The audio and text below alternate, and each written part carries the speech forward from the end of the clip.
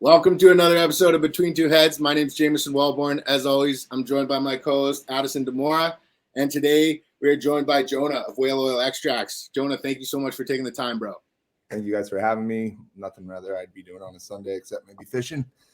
Absolutely, bro. It's great to get to connect with you out at the ship at Melting of the Heads. That was very cool. I know you're doing a ton of cool stuff in Southern Oregon, but before we get into what you're doing now, we always like to start the show off by starting at the beginning. I know from just getting to chop it up with you that you were born in Alaska. So why don't we start it off there and you kind of tell us a little bit about, Jonah coming up and what that was like. Yeah. So was born in Alaska back in the 80s when you could still run outside and do cool shit when it was fun and get hurt and scrape your knees and shit. Moved to the East Coast when I was like 4, and then to Atlanta, and I was in school there for a while. But we went back every summer up until we moved there in like 1990, and then I went back to Alaska every summer for. So what were you like as a kid? What were you like as a kid, Jonah? Like, what did your parents do? Did your mom and dad both work? Yeah. So the way my parents met was my mom was one of the better CPAs in the country. So she was the second, the assistant to the treasurer for the state of Alaska. And my dad was more into, he's in marketing and tourism. He actually runs the Huntington Beach Convention and Visitors Bureau now. So Surf City, USA. They're working on when he was in Atlanta after Alaska, he helped bring the Olympics to Atlanta. And so in Alaska they met. He was working for the governor on his campaign team. And so he met my mom through kind of campaigns and political stuff. She was actually married to somebody else. They met, they split up. She went back to Georgia for a while and then moved back out to Alaska, and they kind of rekindled their relationship. My mom was born in Alabama, but then grew up in Atlanta also. My grandpa was an IRS agent. So all, super strict, financial family, very math oriented, school oriented.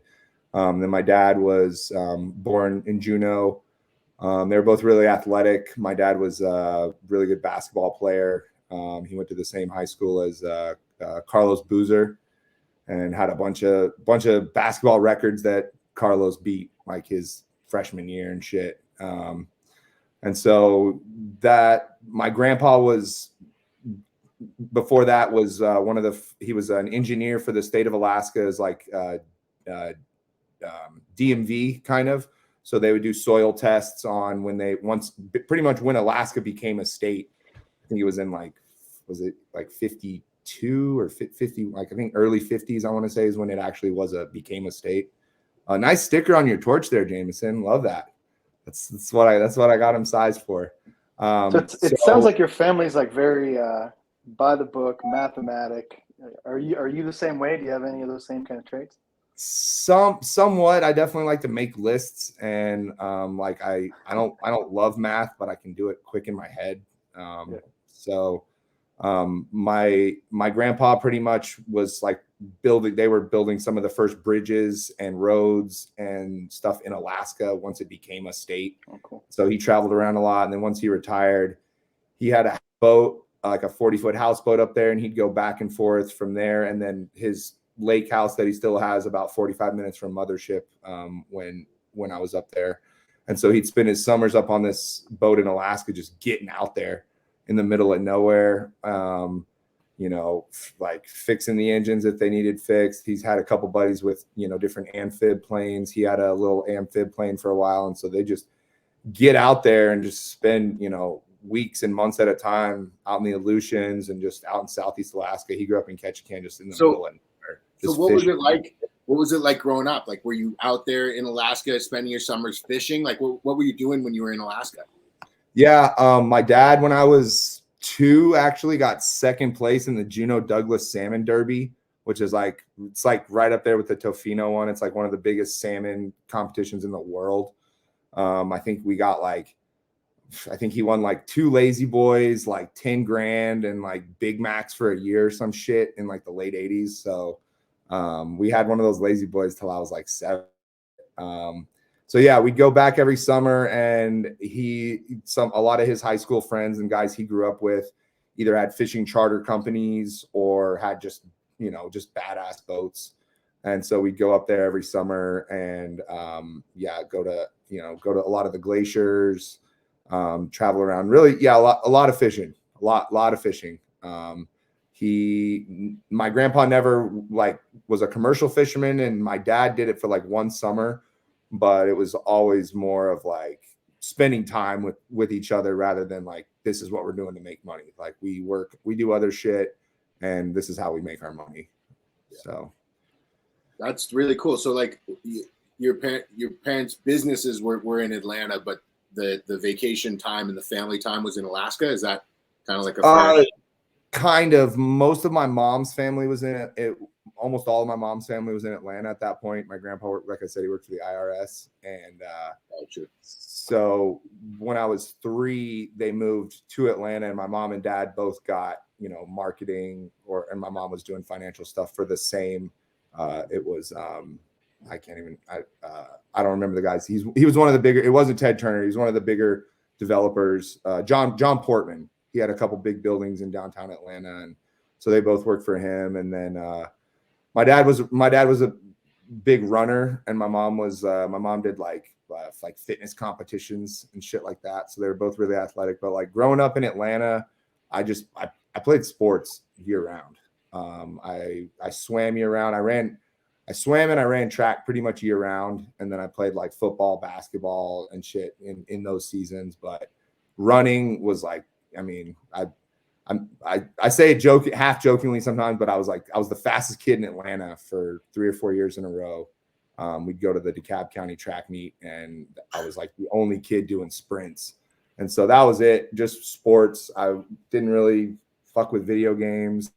I was just outside all the time, skateboarding, riding bike. I rode a lot of bikes, did BMX for a while. And then, so then transitioning in 7th grade, my parents split up. My dad moved up to Asheville, North Carolina. And, my mom was kind of starting to party a little bit, like smoke a little bit of weed here and there. And so, I got some weed from my buddy. I think he like grabbed it from his brother or something. And he was like, here, try, I got this stuff. And I was like, oh, I don't know what that is. And I had smelled something in my mom's purse like a year or 2 before. And I was like, dude, that's the same shit. And so I like went home and was like, what would you do if I had some weed, Mom? And she's like, I'd probably smoke it with you. And I was like, all right, well, I got some weed. And so that's how I kind of started smoking. I think I was like, got like 12, 13-ish. And it wasn't ever really like brought up as like a bad thing. It wasn't ever like, some of my other family members had some different experiences with it in the South, but it wasn't ever like, you shouldn't do this thing. And so then, not knowing any better, I took some to school one day just to like party with my friends after school or whatever. And like one of my best friends fucking snitched on me. And it was dumb as shit. They came and like grabbed me out of gym class, and they were like, we heard you got something. And he was like, I can smell it already. And so they kicked me out of school, expelled me. I think I had like a cell phone. This was like 1998 or something. And so like not a lot of kids had cell phones. And it was just mainly so I could call my dad and like call my mom. And I was just, out a lot. And so they were like, this kid's a drug dealer. Like he's got weed, he's got to sell. So they made an example. They expelled me. We kind of got fleeced. Like we showed up for the hearing or whatever, and they had like the heavies there. It was like some courtroom shit or whatever. And so then I moved. My dad was kind of moving into his new house and had just got married to my stepmom in North Carolina. So I actually moved out to Seattle, to my grandpa's right by Mothership on a lake up there for about, and I had been going out there also every summer. So I had some friends kind of in Seattle and shit. And it's about an hour north of Seattle, and moved out there as like, not quite punishment, but like it was either that or go to like the bad kid school in Atlanta. And my dad was like, no, fuck that. You're not doing that. Like, you're going to go live with your grandpa. And I got out there, and that's like really where I like fell back in love with fishing. Did a lot of bass fishing with my other grandpa, my mom's dad in Georgia in the South. But then when I went back out there, that's when I really like getting back on the lakes and like going out to the rivers and shit, and like really like falling in love with like Pacific fishing again. And really appreciating like I mean, the fisheries even back then.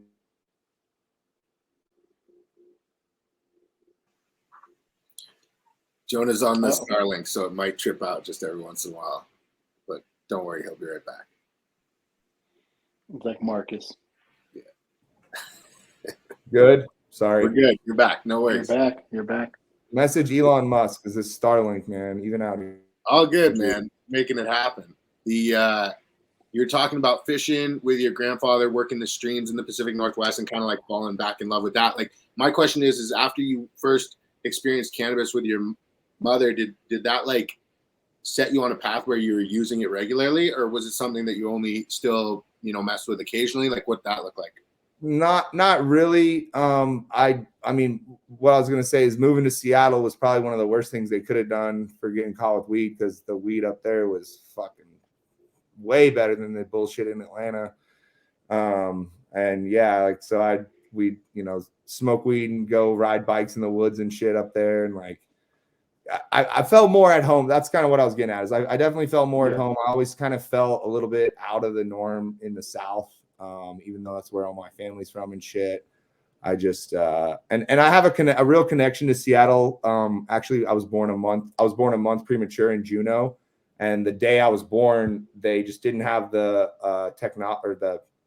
the equipment in Juneau to kind of keep my lungs going. So they actually flew me that day to Seattle, to University of Washington, and I was there like kind of overlooking like the football field there for like a month and a half in an incubator. And so I was born in Juneau, but I was I kind of got healthy and became like a proper little person in Seattle. So I've always had incubated in Seattle. Yeah, I was incubated in Seattle, and I think my if my dad's watching, he can probably confirm or deny, but I'm pretty sure I was conceived in Seattle also. Whoa, hey now, okay, hey now, whoa, hey now. So full circle there, So yeah, I always kind of knew I wanted to come back to the Pacific Northwest, but yeah, like you said, like you asked Jameson, after I left Seattle and went back to North Carolina, my dad was super strict. Asheville had some awesome weed also. Definitely kind of a little golden pocket, a little oasis out there for the South. The cops were a little cooler. We'd get caught smoking in high school and shit, and they'd just make us like dump our weed out or break our bowl or whatever. They weren't trying to hem us up and shit. Whereas if you go, 30-40 minutes south of there down to like South Carolina, like, dude, you're going to jail. Like, that shit, they're not about it. So my dad was not cannabis friendly at all, and neither was my stepmom. So I got caught smoking again, like between my like 8th grade and 9th grade year, like going into high school. And so then after that, it was like every couple of weeks they'd hit me up on the intercom and be like, "Oh, your dad's here to pick you up." And and when I'd hear that, I'd know. I'm like, I'm going to get a random drug test right now. And I can say proudly that I never failed one. And he was like so sure that I was smoking and getting high. And I wasn't. I didn't really party in high school.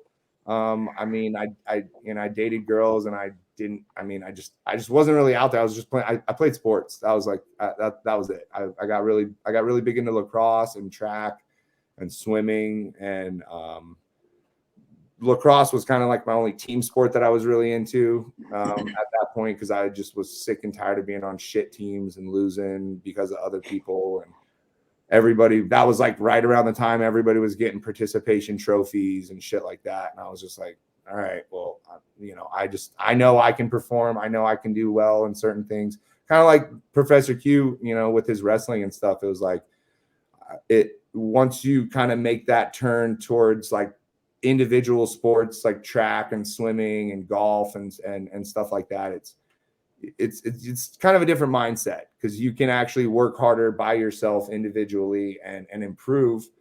And that's sort of how my mindset was, like, once I decided after high school to really get into cannabis. Was just, at the time it was like HG420, ICMAG websites, and just reading like grow forums and grow diaries and grow threads and just books. It Was there a catalyst or what was there a change? Because, from my understanding, there was a refocusing on sports after a brief sort of exploratory, and then you're coming out of high school and you've been focused on track and field and stuff. Were you always in the back of your mind like, man, I'm gonna get out and I'm gonna get back to this plant? Or was there something that happened that refocused you back to the plant after high school?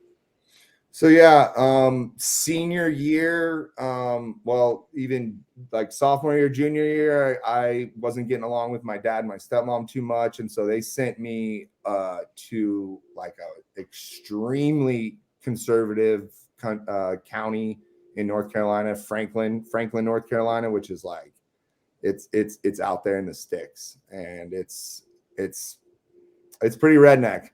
And I kind of got into the whole like sort of like the religion thing, went to like a hardcore Baptist church for a little while. And like when you're in a situation like that, you can either be a dick and just be like, oh, fuck all this, I'm gonna be a rebel or whatever, or you can play ball and you can go to the Lord.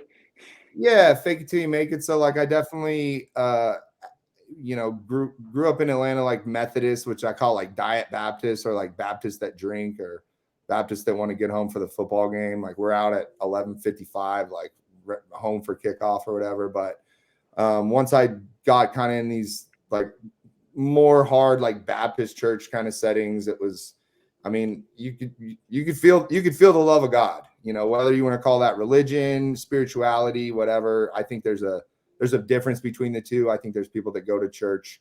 I'm not going to talk too much about it, but there's people that go to church because that's their only thing. That's what they identify as, whereas you can really have a spiritual relationship with a higher power. And what I always say is, if you live your life thinking that there is a higher power and that you're being watched and that you do have some sort of, checks and balances system for you as a person, the worst thing that's going to happen is you'll live a better life. And the best thing that's going to happen is maybe there'll be some cool shit that happens after we pass. I don't know what happens, but worst case, to quote Ricky, worst case Ontario, you'll be a better person.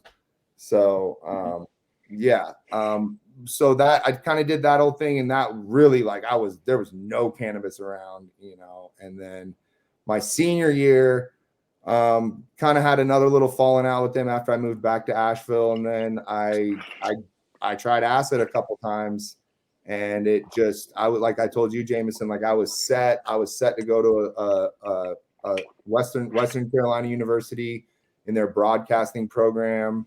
We were doing I was really into like video production, sports broadcasting.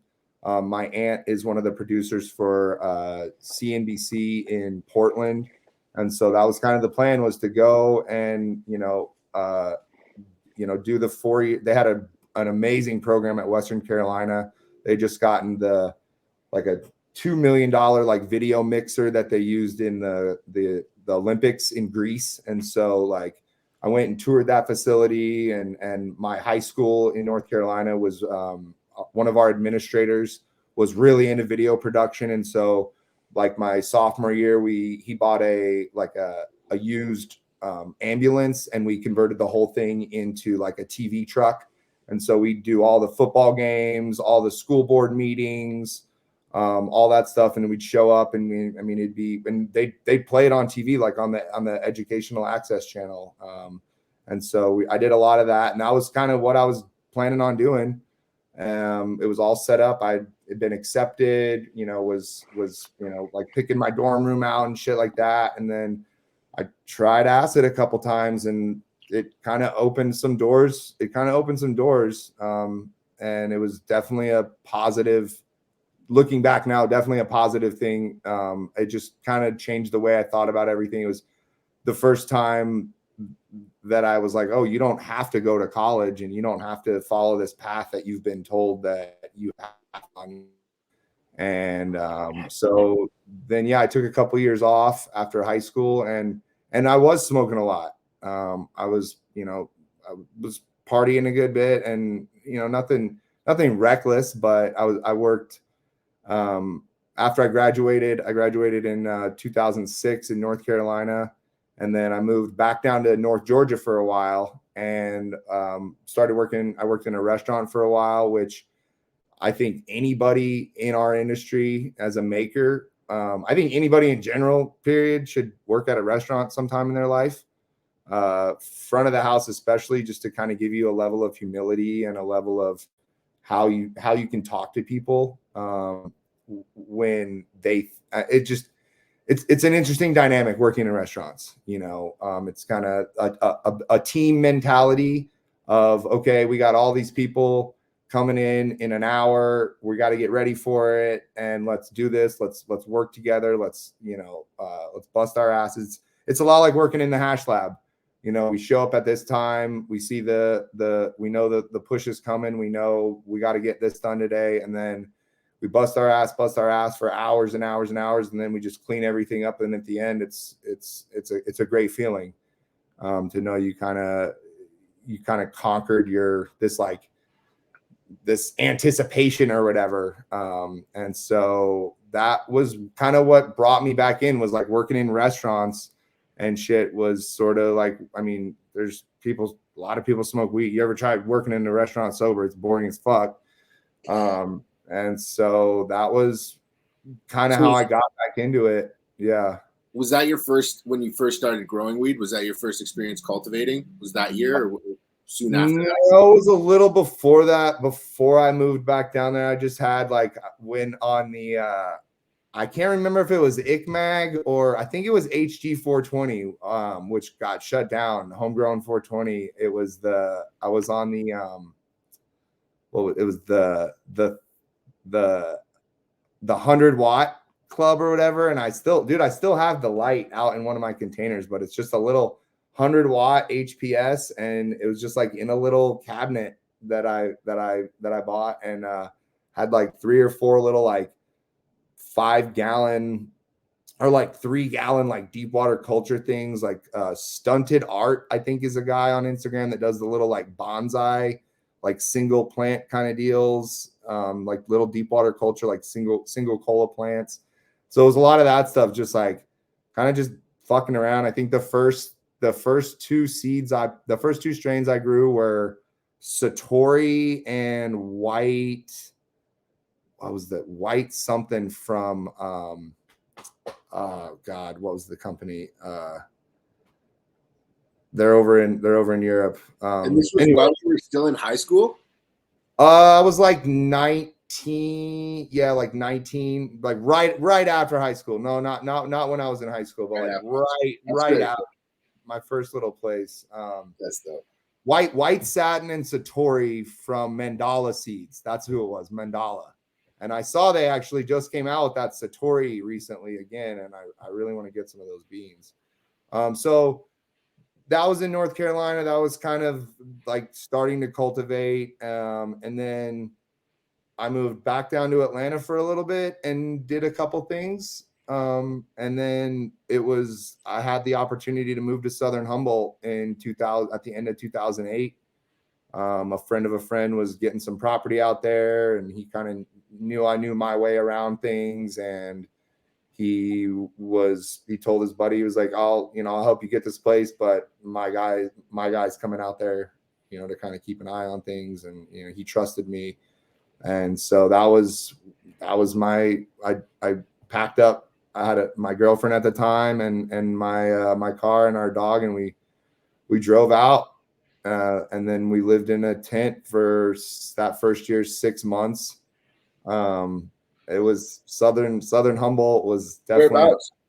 Whereabouts? So it was it was Whale Gulch. It's outside of Garberville. If you're in Garberville, there's, if you go east of the 101 from there, you go up like Alder Point and Murder Mountain and that whole area. And it's pretty rough up there. But then if you go west out towards the coast, it's a little different, kind of out by like Shelter Cove area, like Usaw Beach. It's so they call it it's the real Lost Coast, because there's no the 101 doesn't run through there. You really got to kind of be going out there to go out there, and it's so beautiful out there. And that being there again, and just the smells of the Pacific Ocean, and just, I mean, houses, cabins and stuff, they smell different up here in the Pacific Northwest. Sure. My first cabin that I moved back into, it smelled like my grandpa's house in Seattle. And I just remember just getting back out there and just being like, this feels right. This feels like I'm at home. I mean. So what did your setups look like in Atlanta? Like, were you growing in like Rockwell and Cocoa? And then how was that changed when you got out to Garberville? Like, that must have been quite a shock for you and an adjustment. Yeah, I didn't grow a lot. It was still mostly like, we were just growing like deep water culture, like totes with like, 4-inch hole saws cut in the tops, or 6-inch hole saws, like 3 or 4 plants.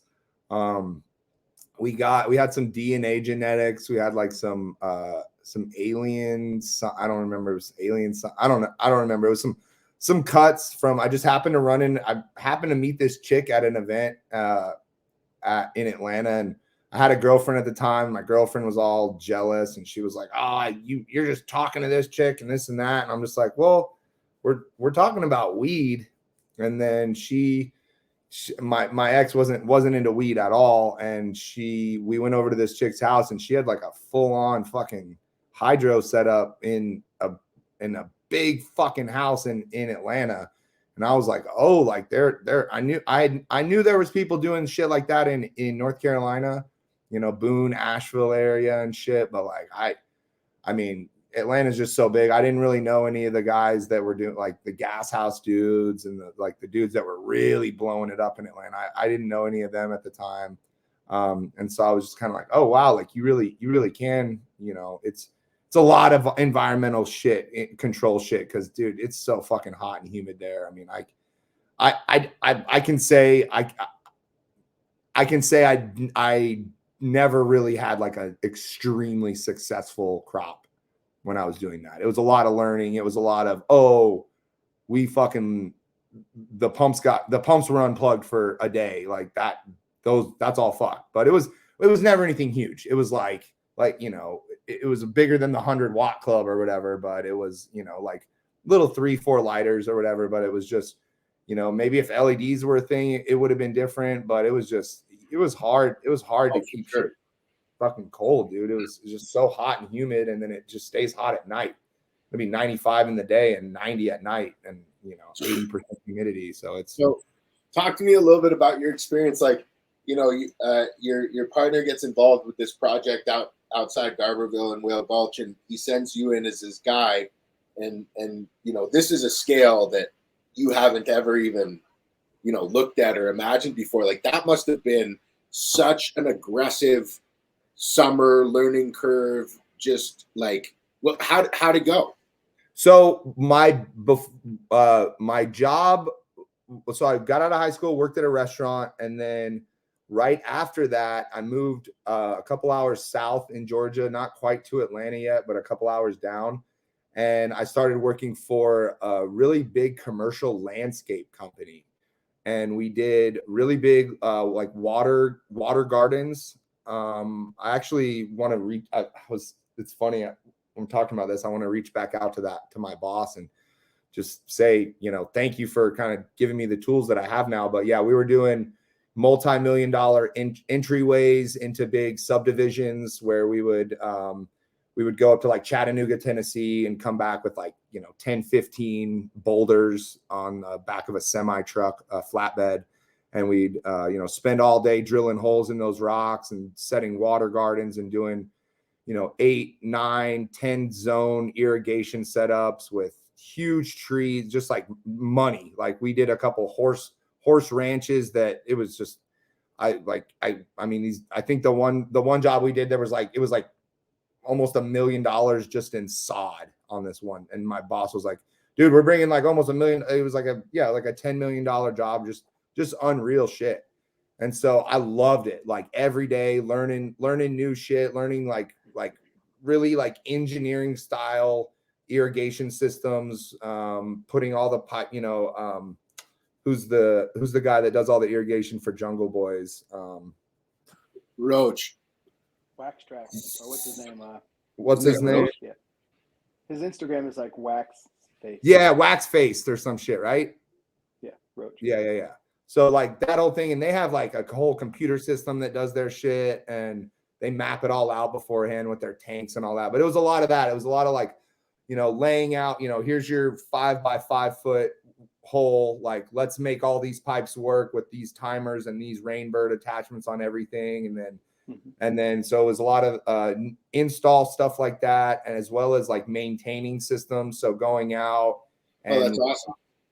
Check, like going kind of just with an SOP of like going through like, okay, we this customer's calling and saying that this patch of their yard's brown. Like, let's start at step 1, check the pumps, step 2, check the timers, check the flow, open everything up. And that's really what got me into like back into like hydro kind of mindset, was like, oh, like this could be how you could scale cannabis, really, and I even, a couple of my guys that I worked with, I kind of even said to them like, and it was, nobody I worked with knew I really smoked weed or that I was into it the way that I was. And I'd make a couple comments here and there. I'm like, man, like if only we could, put a couple monsters or something in this or this. And then my boss was super religious. So we did maintenance for a couple churches and stuff. And then one of my managers came up, one of the managers quit. And because I was the youngest foreman at the time, like it was a pretty quick, it was like I started working for him, and about a month later, I had my own truck and was like, had, my own crew. And he saw that, I wasn't just a ditch digger, but I did dig ditches for a month with the essays. And he saw, this was in like Gainesville, Georgia. So there's a lot of old money up there. It's kind of outside of Atlanta, not really as forward thinking as Atlanta. A lot of very conservative Christian people. And so right around Lake Lanier, the big lake in North Georgia. So we did a lot of jobs around there. And then one of the other foreman quit. And so I went from learning new stuff every week and being challenged every day to, oh, well, you're the youngest foreman, you're the newest foreman next to this guy, so now you're in charge of our maintenance division. So I went from learning and like pretty much building puzzles and figuring shit out every day to mowing the same lawn every Monday, Tuesday, Wednesday, Thursday, Friday. And I was 19, and I was, I had 7 Hispanic guys working for me that they didn't really respect me, and I wasn't, I'm an okay boss. That's kind of been one of my struggles even now, is like, managing people. But I went from learning stuff and being mentored and taught a true craft to your and fucking trimming hedges and shit like that. And it was driving around, 8-9 hours a day, starting at 5 a.m. with a bunch of sweaty other dudes in just hot as fuck weather. And I was doing it because that was the job at the time. And then one of my managers came over to my house one day, and we started drinking some beers like down at the pool at my apartment complex or whatever. And we went back up to my place, and he saw like a high time sitting on my coffee table. And I was, we drank a bunch of beers by the pool. And so I just kind of let loose. I was like, yeah, I love weed. I was like, when we're working with and doing these irrigation projects, I was like, I'm always kind of in my head, like, how could I apply this, later on or whatever. Like, this is, building my toolbox. And this motherfucker went like this was like on a Friday, and I come in Monday to work, and my boss is like, I got to talk to you in the office, Jonah. And I come in there, and he's like, so I'll never forget it. He's like, so I'm not going to name his name. He's like, so such and such said that I guess, you're kind of a stoner, huh? And I was like, I don't know what you're talking about. And he's like, well, I'm going to need the keys to your truck. And in 2 weeks, you're getting a drug test because, I can't have one of the people that works for me in my company, reading. And I'll never forget, he says, reading High Life magazine and driving my trucks around. And I understand driving the trucks and using equipment. There is a certain amount of risk and liability if something did happen and I did get drug tested or whatever. And so I did quit. I quit for 2 weeks. It was fucking awful because mowing lawns and doing that kind of shit is boring as shit sober. And so then 2 weeks later, I was just kind of like, if I can't medicate the way that I feel like I should be able to, then this isn't really for me. So I got back into restaurants and was doing catering for one of the fine dining places there in Gainesville, Georgia.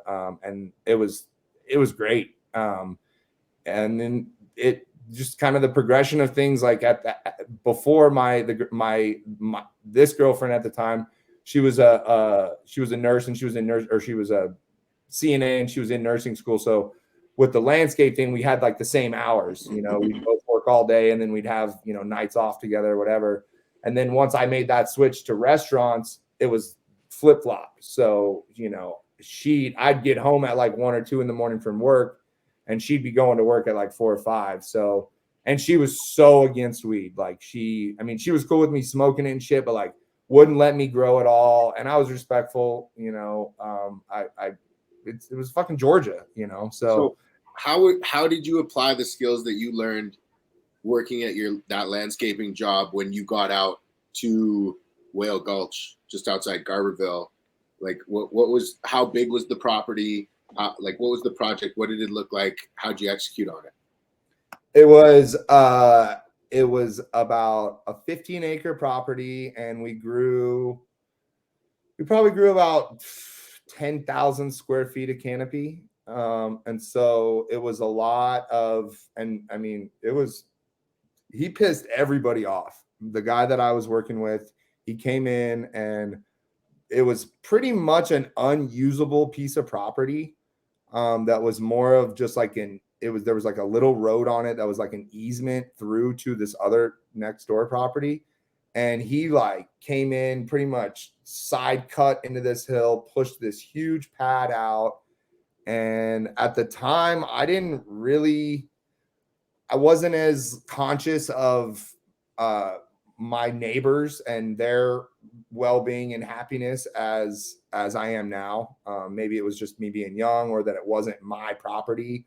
But like, he definitely was sort of a hands-off type dude. He was, I don't want to really I don't really want to go into it too much, but he was just kind of a slow talking kind of, he lived up in Arcata. And once we kind of built everything and got everything set up, he was just not there very much. And so it was a lot of figuring out. We were like what you asked, Jameson, applying the water stuff to that. It was, dude, we had like a 5-gallon bucket dug out with like a fucking metal screen zip tied around the lid, like dug out into the creek. And that was like what was filling our water tanks. So like all the water shit that everybody in NorCal got hit with in the last few years, like that was like what we were doing. And it was the first time I'd been on a piece of property where I felt like I was like a steward of the land, like we would go around, and the area like Whale Gulch before I moved there had all been logged. And so there was very little tree coverage back in like the late 80s, early 90s, which is why it became such a good grow area, as well as like Usall Road out there is where a lot of the guys that I worked with kind of cut their teeth when they were, second, third generation growers, which Usall Beach goes basically from like more or less like Shelter Cove, Garberville area, all the way out to like Mendocino proper on the coast. And it used to be just like Manzanita patches and shit after they logged it. And so a lot of the guys that I really learned, I didn't learn shit from that guy about how to grow. It was more me just like figuring shit out, clean water was my biggest thing. So learning how to like settling tanks. If you're pulling water right from a creek, you kind of got to pull it into one tank and then have another overflow in that tank so that your clean water's coming off and you don't have a bunch of sediment in your shit. So it was a lot of gravity feed stuff. And then one of my neighbors, they were like, oh, well, we're moving this property. And it was a couple, and the neighbor and he actually, he had lived at the house it was this big ass house that my high school girlfriend's dad had, like a 20-bedroom house. And he lived in Asheville at that house when I was dating her in high school. And so we met in the middle of nowhere out in Garberville, and we started talking, and he was like, oh, well, do you know such and such? And I'm like, yeah, I dated his daughter for 4 years or whatever. And I was like, did you live there? And he was like, yeah. And I was like, dude, we've met, like we've had dinner, like I know you. And so initially it was they were moving, and so he asked my girlfriend and I at the time to, hey, come in, help us pack all our shit, help us move all our stuff up to this other property up the road. And we did that. And it was, we were getting, I think my girlfriend and I at the time, we were getting like $250 a week just for gas and food and shit until harvest from our boss. And then, so we started working with our neighbor, and like, dude, there was days like I didn't even have weed to smoke. Cause it was like, I was like in this grow with no smokable weed. And it was kind of mind boggling. I was like, I think I made it. Like, I think I'm here, but I'm looking at all these plants, but I can't smoke right now. And so worked with our neighbor, and then that turned into, okay, well, she's like, well, my uncle here needs help harvesting. Like, can you guys go in and help? And that was when I really saw the scale of what could be done and what people were doing in that area. Because a lot of people at that time were really, really not open, not inviting in on their shit. It was like, we only have a finite amount of weed coming out of this area and whatever. And like I've said, it was like true ocean grown. Like we were at like 2,300 feet, but up on this ridge, and you could see straight down to the ocean. And so the fog that would come in, it was a lot of, they were growing all like super OG, like Larry, what year was this, Jonah? What year was this? What year? This was 2008, 2009 in Southern Humboldt. Yeah. Out there. And it was, it was a cool time. It was a really cool time. It was, Southern Humboldt back then was really popping off. There was a lot, you could tell there was just a lot of money in the area.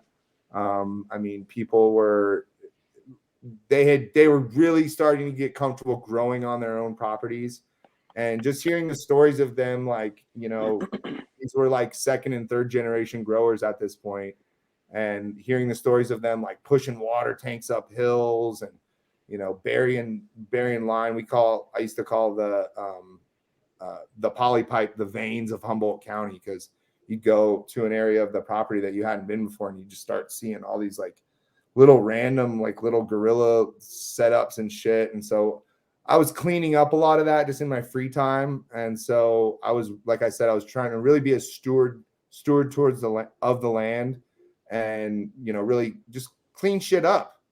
That's kind of one of the biggest things that I have issues with in our industry, is just how fucking much waste we create.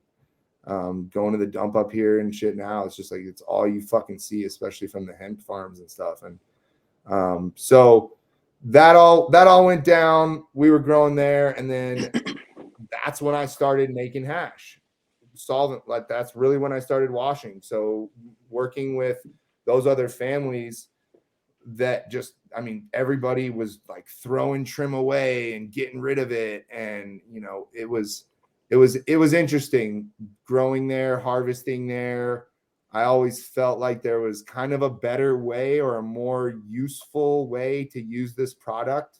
Did you ever have a open blasting phase, or did you jump right into solventless and sort of stay in that vein? Say that again, Jameson.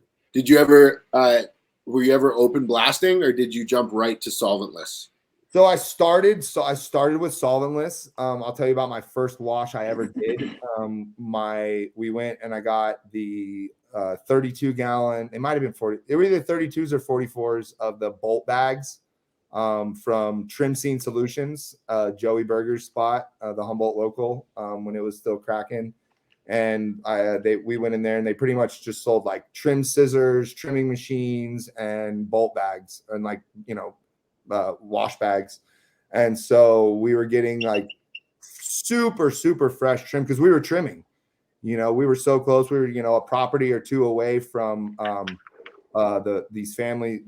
I'm not gonna. They're a very well-known family in that area. And we were getting, from the uncle, from the son, like we were getting just this extremely high grade trim. And so my first wash, I literally just got these bags, ratchet strapped a trash can to a tree, and kind of dug out a little flat landing pad next to the creek. And like I was just bucketing water in from the creek right into there with ice. And I'll never forget like that first time I pulled out, I think I was running like a 220 and then like a 160. And like that first time I pulled out like the 120, and it was like a softball of hash. And I was just like, I kind of looked at the girl I was with at the time and was like, holy shit. Like it was like panning for gold almost in a creek is the way I think back about it. It was, no electricity, no cold room.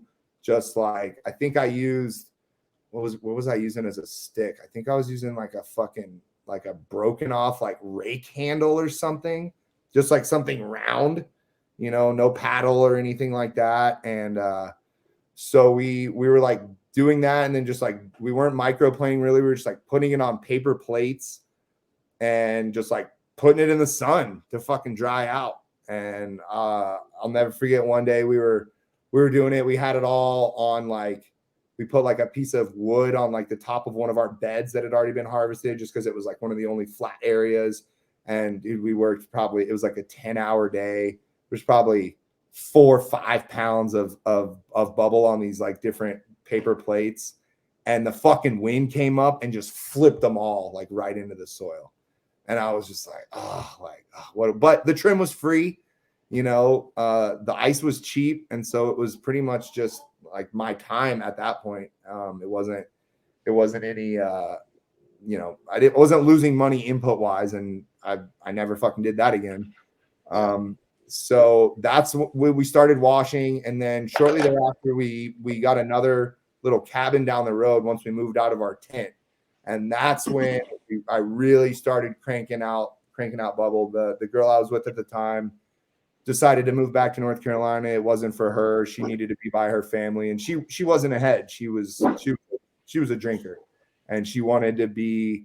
She needed to be with her family. That's all. I'll leave it at that. And so that's when I was just like, okay, well, you're fucking out here by yourself. It's you got access to all this amazing material. Like, let's go get 4 washer machines and let's start doing it. And so my first big, I wouldn't say big, but like my first like real production solventless setup was 4 of the 20-gallon washers. And then we ran like a 3-inch ratchet. It was pretty much on this kind of deck, like a probably 20-foot by 30-foot deck on the side of this hill. And we ran a big ratchet strap between a couple of trees. And then I had my 4 washers, and then I had 4 pickle barrels set all up next to each other below that ratchet strap.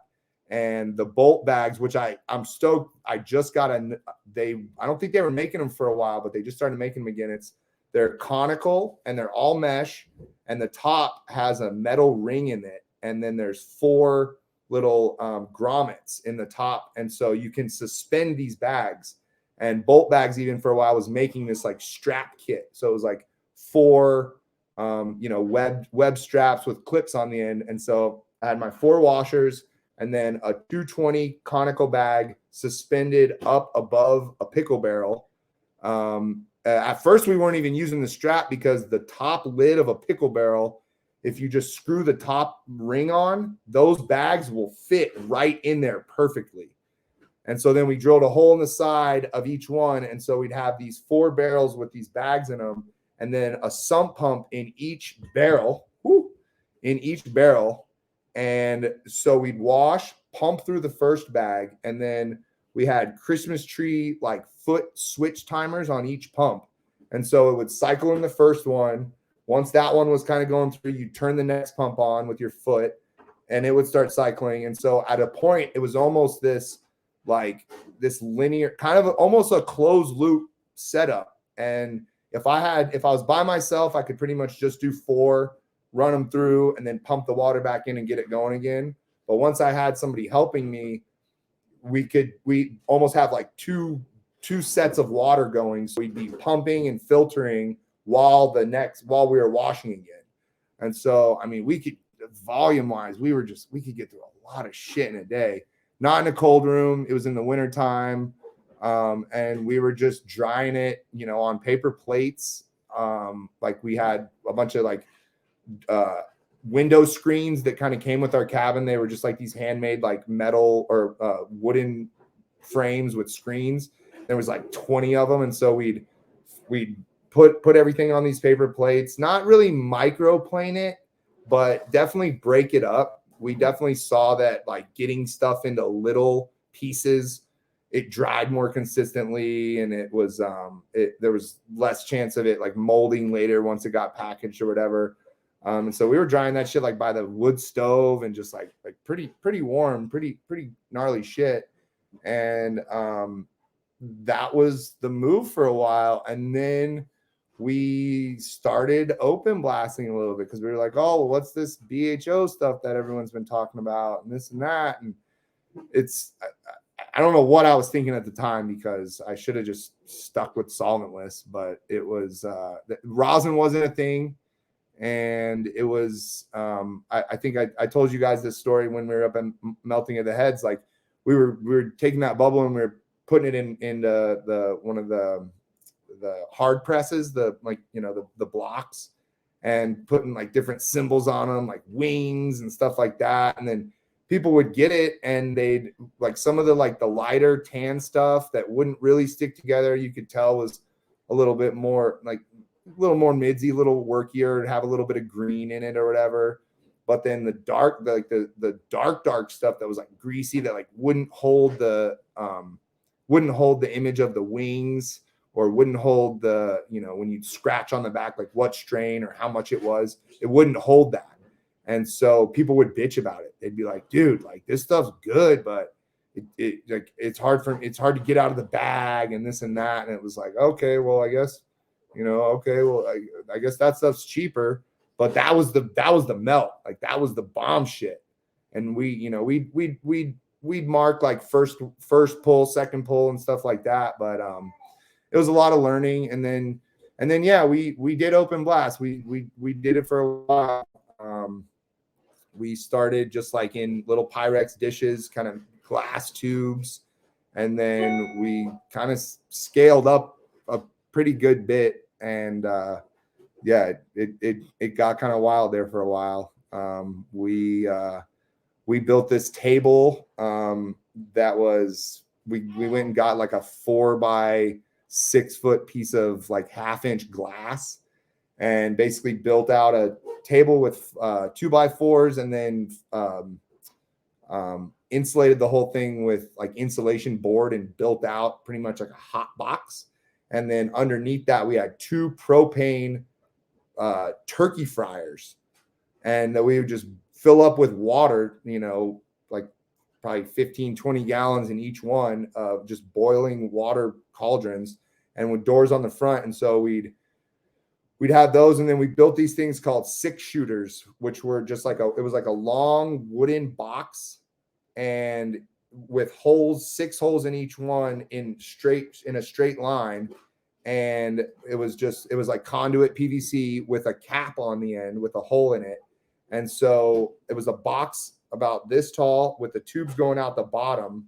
And then on the top, there was 6 more holes that were the size of butane cans. And so we had 2 of those. We had 4 of them, but we would suspend 2 at a time up above that box, get the whole box hot as shit, with no butane, like nothing, no open butane or anything. We turn these flames on and get the box up to like 170, 180 degrees, turn them off, and then we'd hang these 2 boxes with tubes on them and put our cans in, and then another board on top with 2 bungee straps on each one, and it would pretty much push all the cans down. And so we'd have 12 cans going. I'll send you, Jameson, I have a picture of it. And I'll send you a picture. And so we do those, and then we'd sit there and just kind of push them back and forth over this hot glass. And we'd run it like 2 times. And then I built another box that was similar to like almost like a Futurola type looking thing, where you'd flip those upside down and then put this other box on top where the tops of your tubes were smooth with it. It was like a joint rolling machine. And then you dump all your trim in there, scrape it back and forth. And that's how we'd fill these tubes. And so we had this shit just down. I think at a point we were going down to San Fran, and we were getting like, I was buying like 10 master cases a week of butane from like Goodfellas in the Haight, just filling up the car and just running through it. And talk about waste. You talk about a lot of fucking cans. And the only thing I would say is I did get I got good with the guys at the dump down there, because I would recycle all my caps, and then I would get a cheaper rate on the cans because they were metal, just because we just had so much. And I mean, I'm sure those cans are sitting in a landfill right now. But that was it. That was the move for a while, when we really scaled up. And then during that time, we didn't grow for a while. We grew like the first 2 years out there, and then we got this other property, and we weren't allowed to grow there. And so there's like a 4-year stretch down there where that's all I did. We didn't grow. And at first it was rad because people just wanted to get rid of their trim. They just didn't want it around. It was evidence. They were burning it. They were, just getting rid of shit. And so we were pretty much just going around like, let's let as much as we can get. Let's get it. Let's go. Let's get all we can. And then there was like one season where the fires were really bad. And so we got a bunch of material that was like, smelled like straight smoke. And that's when I started being like, okay, well, if this is something long-term, and was working with different people, you could start to see the differences in the quality and the finished product. And so that's when I really was like, well, we need to start either growing our own, or, we needed Pyramid Pipeline is what we fucking needed. So that was fun that we did that for a while, and it was kind of seasonal. I had another partner at the time. Like, what happened next? Like, what was the next evolution? Like, was whale oil extracts birthed in Whale Gulch? Is that okay? Yep. So that was the name that you went by when you were producing all this hash. Yeah. So we were on the 215 market. We were selling to RC and Arcata a while. There was a couple. Was it 1933 Ocean down in the Bay? I think.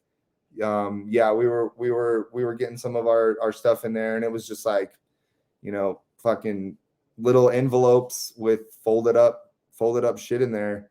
And it was, they'd bitch if it was sugary, if it wasn't shatter. And we just, it was just a lot of learning, learning about how different strains worked. And it was the quick whip or whatever, that big box I was talking about, we'd blast on it.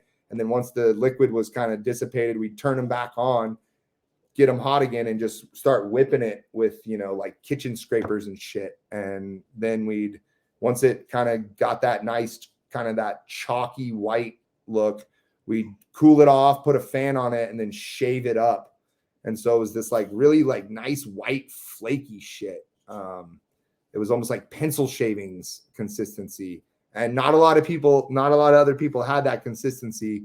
And it was, I mean, your product was ready like that day. And we had some tests, like our first couple of secret cups. Like I think we were testing like right around like 100 to 200 parts per million with residuals and stuff, which back then was not that bad. Like 33 Ocean and HPRC, like if it was like below like 150, below 100, like they were stoked, especially. And that was when we started doing the secret cups a lot. And we were learning that, you know, agitated products compared to, and this was kind of also right before vac ovens really blew up on the scene. And so they're, for scale wise, like I feel like we were, I wouldn't say like ahead of the game, but I mean, we were running a closed loop and we were like same day blasting and having finished products of like 2 to 3 pounds in a day. And I mean, I wouldn't be mad at that now on a closed loop. And it was worth a lot. It was worth a lot back then just because of the color. You know, people always in our industry, they shop with their eyes before they can even smell it. And that light white color is what people liked. And I've talked about this a lot before, is the best growers I knew, some of their material I wouldn't even run because it would never chalk up like that, like sour, especially even certain cultivars like sour diesel and green crack, which is like kind of like was a similar like papaya mango terp. It was just those terpenes, they wouldn't ever set up and really get solid like that. They would always stay just kind of wet and just harder to work with. And so, how long were you running hydrocarbons before you made the switch back? Like, and what kind of prompted that? I was running hydrocarbons until a few years ago. We kind of got away from it for a little bit, and then just because like, so to answer, around that time we were, my now wife and I we were together, and so she did some work with me, and then we were like, okay, well, we need to get our own place at this point. You know, we kind of we were getting moved out of one property, and so we were looking for property down there to buy, and we just kept getting outbid by different groups, a lot of the Eastern European groups and different other people down there that were doing their thing. And so then we came up to Southern Oregon to visit a couple friends and just saw this area, and we were just like, oh wow, like it's gorgeous up here. You know, it's beautiful here in Southern Oregon. So then we started looking at properties up here, and it was like, oh, okay, let's go up there. And so that was when we really focused for those first couple of years on growing scale, like getting big, growing. And so, you know, I became a pretty decent grower in Humboldt, but really coming up here and scaling up was it was like going back to fucking, you know, middle school again or something. It was and so that's really where I focused most of my energy on. Also with, I mean, as dangerous as the fires are up here and shit, we were kind of staying away from it. But at that point we had gotten a closed loop. I had been running a closed loop in Humboldt for a while, and it was fun, but it was like, it wasn't like that first big ball of hash I pulled out of that bag the first time, you know. And then we just, you know, once flower rosin kind of came back around, I sort of got into that. I bought the wrong press, honestly, like going in. Did you see the video from Soil Grown, or what? How did you hear about flower rosin? Yeah, I actually, Soil Grown was I wouldn't say a good friend, but like we went. It was I think it was hemp, one of the hemp cons at in Sonoma there, and even backing up a little bit to the hydrocarbon, like Addison, and I was talking to him about this at Moth. Like, I went to a panel. It was at one of the High Times Cups. It had to be like 2011, maybe, or maybe even 2010. And it was you, Rezwan, and Grey Wolf, and then one of the guys that worked with Grey Wolf at the time. And I was like in the front row, just like asking as many questions as they'd let me ask. I think Addison at one point was like, yeah, like run your ovens a little bit higher when you put your slabs in there. And I'm like, well, how much higher? And he's like, just kind of eye it. And I'm like, well, how much higher? Like how many more degrees higher? Like, what do I need to do? And so then I quit. Like those first few years out here in Oregon, I didn't smoke a lot. I was just focused on working a lot. I wasn't fishing really much. And we were just like, it was just pretty much my wife and I and like one or two other guys that would come in and help us build shit out. And we were just growing a lot of fucking weed. And then, we'd see all our trim around and this and that. And I was like, well, maybe let's start doing a couple things again, this and that. And then just once, Soil Grown, I saw his videos. And then at the one hemp con, I went up to, there was like a line of people trying to get shit from like Davenport and some of those other hydrocarbon companies in NorCal back then. And I went up to Soil Grown's booth and there was like nobody there. And I just remember they were just like, they were pressing flour out on this press. I had some of our flour at the time and I just saw, I was like, man, this is crazy. Like, this is, if I can, I was like, I can't believe that the process is so much simpler with, it's just flour and heat. And this before hash rosin, really, like, I was like, man, you guys are getting a similar product or similar quality of product as we are. And I'm having to go, get all these gases and clean all this shit and this and that and that. And so I bought a t-shirt press after seeing it either on Soil Growns or Solventless. And I wasn't on Instagram. That was the other thing too, is I wasn't on Instagram until like probably 2015 or 16. And so it was all kind of this word of mouth shit. And yeah, like the whole, hair straightener thing kind of blew my fucking mind when I saw that the first time. And so, yeah, talking with Soil Grown about, we were just pressing our melt into flags and I ran out of melt one day.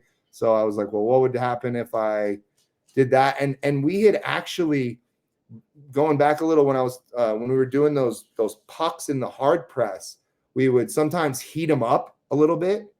And I've heard stories of the guys, this similar thing, like in like Morocco and shit in the Rift Mountains, when they had those big blocks and they would wrap them in like silk screen or whatever, and they'd warm them up. And if you put too much pressure on or it was too warm or whatever, you'd get these like kind of like side squirts. And every now and then, if like, depending on what you were using or what kind of filtration you were using to kind of keep the shit off your metal, you'd almost get rosin sometimes. And you'd be like, dude, what's that little gold shit sticking out? Like, I don't know. Like, what's that? Like that looks fucking good. Let's smoke that, And so it was, we didn't, but we weren't like, let's try to make more of that. Let's scale that up. It was like, oh, that's a fuck up. It was like the first, like, I think a month after I got my closed loop, I let it sit with some solution in it for like 2 or 3 weeks. And I went out of town and I came back and I went to take my system apart. And in one of my valves, I couldn't really close my valve. And so I opened it all up and there was a bunch of these white crystals in there. And I was like, oh shit, that must be some like weird fucking sodium or some kind of hard metal buildup from when they're like mining or when they're like extracting the butane from the earth that's like recrystallizing in my system or whatever. Well, no, that was fucking THCA. Those were diamonds. But we cleaned them and we washed, we got rid of them with acetone and shit. And so there was a few times that, it was like, if only we had been a little bit in a different mindset, like we could have gone that way. But yeah, talking with Soil Grown and just seeing kind of his approach towards it, and then getting the t-shirt press and we had little, like, I had this welder make me like these little metal, like pretty much like rectangular dishes. Because once like bags came out, then yeah, we would just get the t-shirt press hot and, you know, pack flour bags, and then kind of they had like these little metal things on there to kind of keep concentrate the pressure and stuff. But I kind of got away from it because then I spent some coin on a go ahead, Jameson. No. I was just about to ask you about your glass collection, but I'd like to hear you finish your thought. So I kind of got away from it. I'm not going to say the company, but I bought a press from a company in Washington that was, it didn't have an air compressor, which drew me to it. And it was like a screw kind of press type deal. It was I think it's like a Norwegian fucking juice, like high-end juice machine or something that they kind of repurposed and made plates for, and like basically made heating plates for. And I had a bunch of Skittles flour, and we tried squishing a bunch of it, and it was just dark, sticky, sappy, a pain to fucking work with. And then my press started fucking up, and the guys kind of went, they went on ghost mode, and they weren't really responding to my questions. And so it honestly kind of turned me off to the whole thing. And then like after that is when we moved up to Oregon and just really focused on building out the farm, building out the, you know, like really, like I said, learning how to grow. And we weren't quite into the K&F shit yet, but we were definitely in the, you know, like a lot of compost teas, a lot of dry amendments, a lot of top dressing, a lot of foliar feeding as well. I ran BioBiz nutrients for a while down in Humboldt. And then when we came up here, I linked with Turtle and those guys from Elevation Organics. And so we were running their whole liquid line for a while, and that shit was rad. I mean, their liquid CalMag was fucking awesome. So yeah, that's sort of where we got. And then I just started smoking rosin again, probably like 3-4 years ago. And then it was just kind of a, you know, like, okay, well, let's start making this, and trying a little bit with trim here and there. And it was like, that ain't it. And so then it really, it helped that the Sherb, our Sherb's always been our staple strain with us. And it helped that was a fucking dumper. Cause I remember the first time that I was like, I can't believe we're taking these whole plants and just fucking freezing them. Like, this shit's worth X amount, this and that. And then when we washed it, it was like, oh man, like it took me right back to Southern Humboldt, you know, back in the day, just like that same feeling of just like pulling these just big chunks of clean water hash out of bags. And the fact that it was my wife and I had been growing it, and I knew what had gone into it. I knew what it had been sprayed with. I knew how it had been treated the whole time. And so that was the first time I kind of fell back in love with it. And then, got away from the hydrocarbon shit, and then just started fucking washing, you know. And what led you to K&F? Like, how did you choose that as your chosen direction for cultivation? Was it somebody else influencing you, or I know you actually connected with the World's Last Hope and are implementing more of a MNF, which is like a modern natural farming, or maybe not. Can you talk a little bit about that? Yeah. So at first, Dustin came up. I mean, with the amount of property that we have, and just kind of listening to Joey Berger pushed it also. That was like right when Joey was getting, you know, starting to do some of the camps and some of those like seed swaps and stuff like that. That he was doing at Trim Scene for a while was really how we kind of brought our brand like to the public. You know, we were in little dispensaries and stuff, like I said, in Arcata and stuff, but then going to those couple of seed swaggles and stuff that he did at Trim Scene, and seeing a couple of the other guys. Like, I think the first year that Todd worked with him, Resin Ranch at the Mendo hideout or whatever, was like one of the first years that I was like on Instagram, and just saw these these monsters. And so I started kind of talking with Joey, just like, it was right as we were moving kind of out of the area. But yeah, I was talking with him like, what's up with that? I'm already kind of doing the compost teas and like, starting to build our soil and,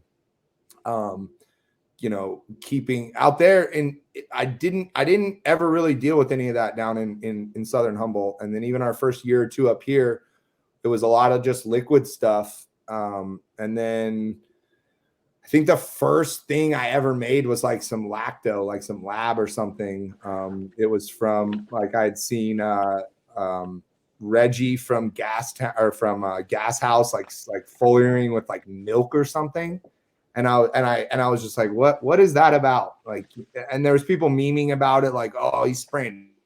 Like, yeah, but there's a reason why they're doing that shit. Like those guys are from Atlanta. I kind of respected what they were doing, like him and Felix and shit. And so I never knew them personally. We were kind of a couple people away from each other here and there. But I just, watching that Vice episode where they're like in a basement in Atlanta and shit, I was like, damn, like, okay, like this can be done. And then they were kind of out here in this area. And so the seeing that milk sprayed for the first time is honestly probably what kind of like piqued my interest a little bit. I'm like, okay, well, if we can use regular shit, like, I always talk to people about, if you can find something for cannabis that's not made for cannabis, it's going to be a lot cheaper until somebody wants to monetize it and fucking sell it as a weed input or whatever. But that's kind of what piqued my interest. I started talking with Joey a little bit, and then he kind of pointed me in the direction of Dustin. And so it was when Dustin was still a little more close-lipped about his stuff, and like you kind of had to pay to play type shit. And so I want to say it was 2000. I think it was 18. It was at the end of 18. So we had grown 2 seasons here with the elevation kind of liquid. And then the second year we were really getting back into our compost teas and dialing that in. And then Dustin came up and did he came up for 3 days. We paid him to come up to our property. And we went to like, cash and carry, and then the grocery store out here, and just, bought all this shit. And I'm just like, dude, like my truck's full of fucking fruit and all this. Like, are we going to be like, what, we're going to be able to get through all this? And he's like, oh yeah. And so just making all that, I loved it. It's so hands-on, like cutting up all the fruit and the sugar and just like dipping your like watermelon and stuff in sugar while you're making it, and like eating, like literally eating what you're making for your plants, and that just being that connected to the plant and the food that you're giving them. And at that time, I was just like Addison. I was a vegan. So,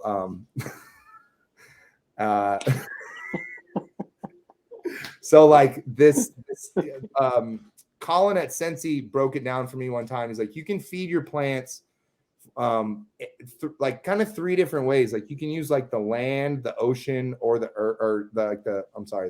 ocean, the earth, or the kind of the stuff from the sky to kind of feed your plants. Like you can do an ocean-based regimen where you're using a lot of like oceanic inputs, oyster shell, fish emulsions.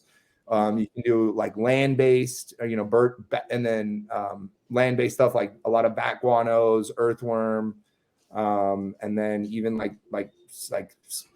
bird guano and stuff like that. So, that thinking of you can pull different things from different parts of the earth is what sort of opened my mind. It's like, well, if you can do that, then why can't I do that at my place or in the ocean by myself?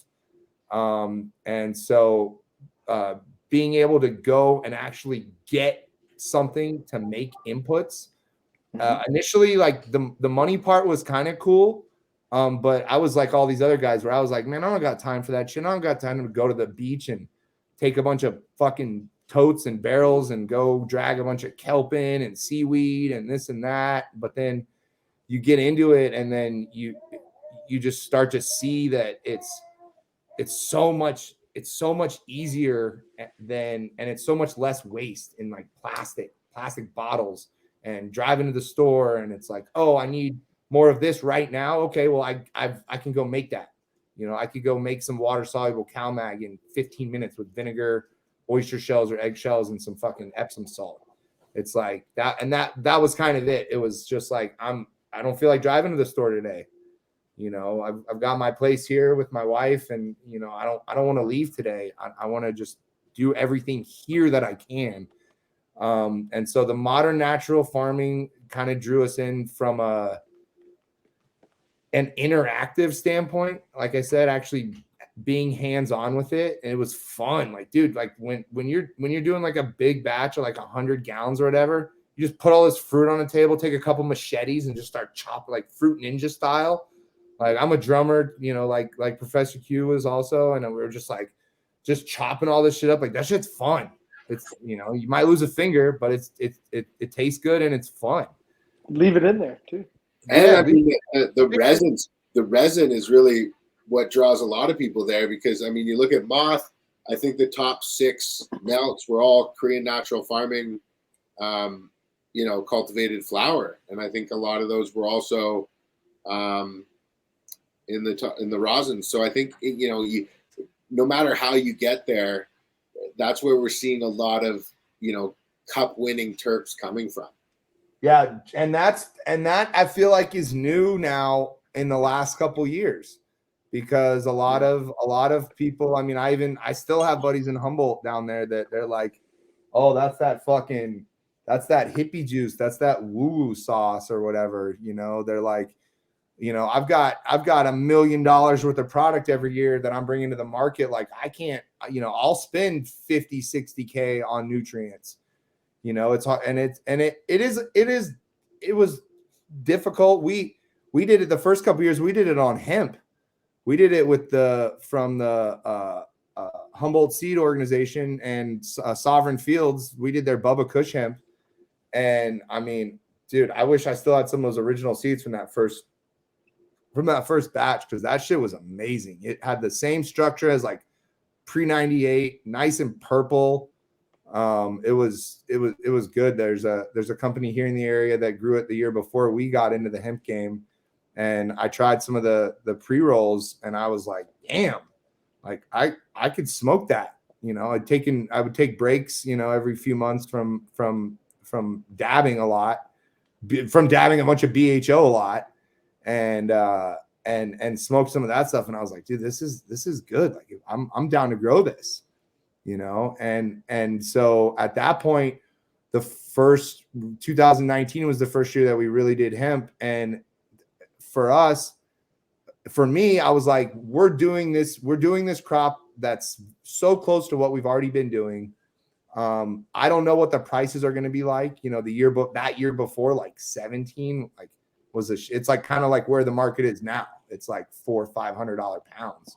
It was shit. And we were hoping that it would come back up. But then that first year that we did hemp and we started really implementing the K&F stuff, our stuff was testing like 26, 27% CBD. We had some buyers come out and they had this little, like, basically infield, like, instant chromatography device from, like, he said it was like from like the Swiss or the Swedish government. I don't know.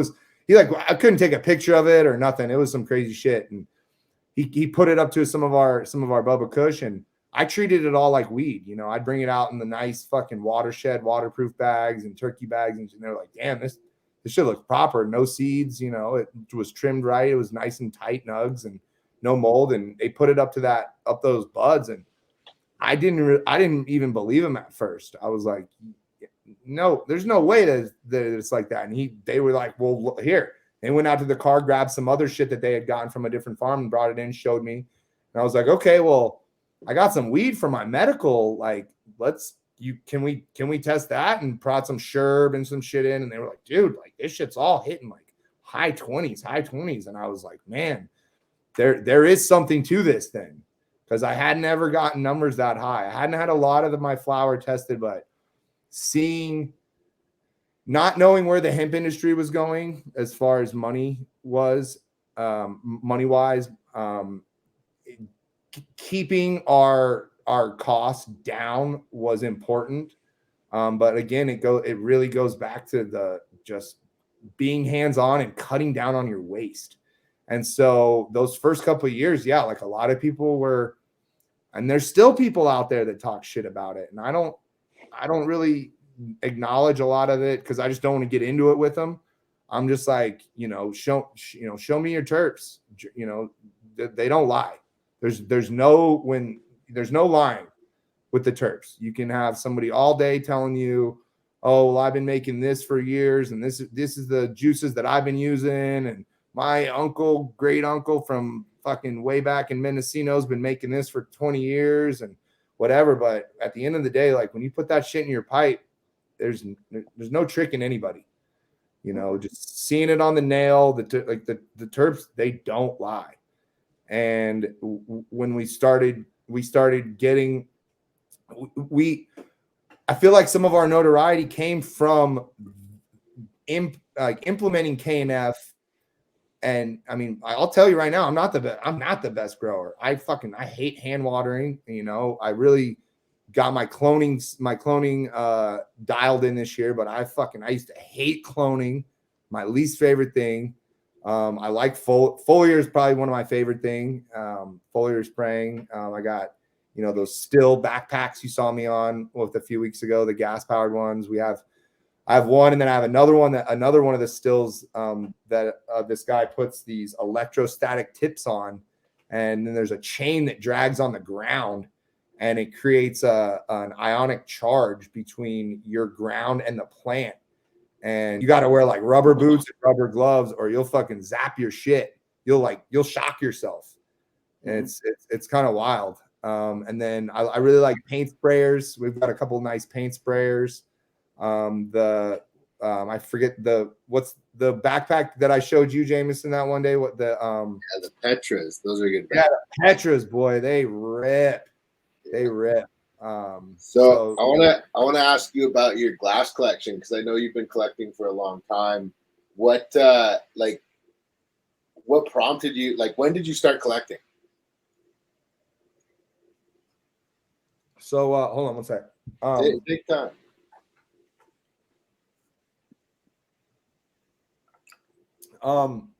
So in North Carolina, in Asheville in 2008, 2009, I met my good buddy, Bronx Glass. Shout out Chris, super close friend.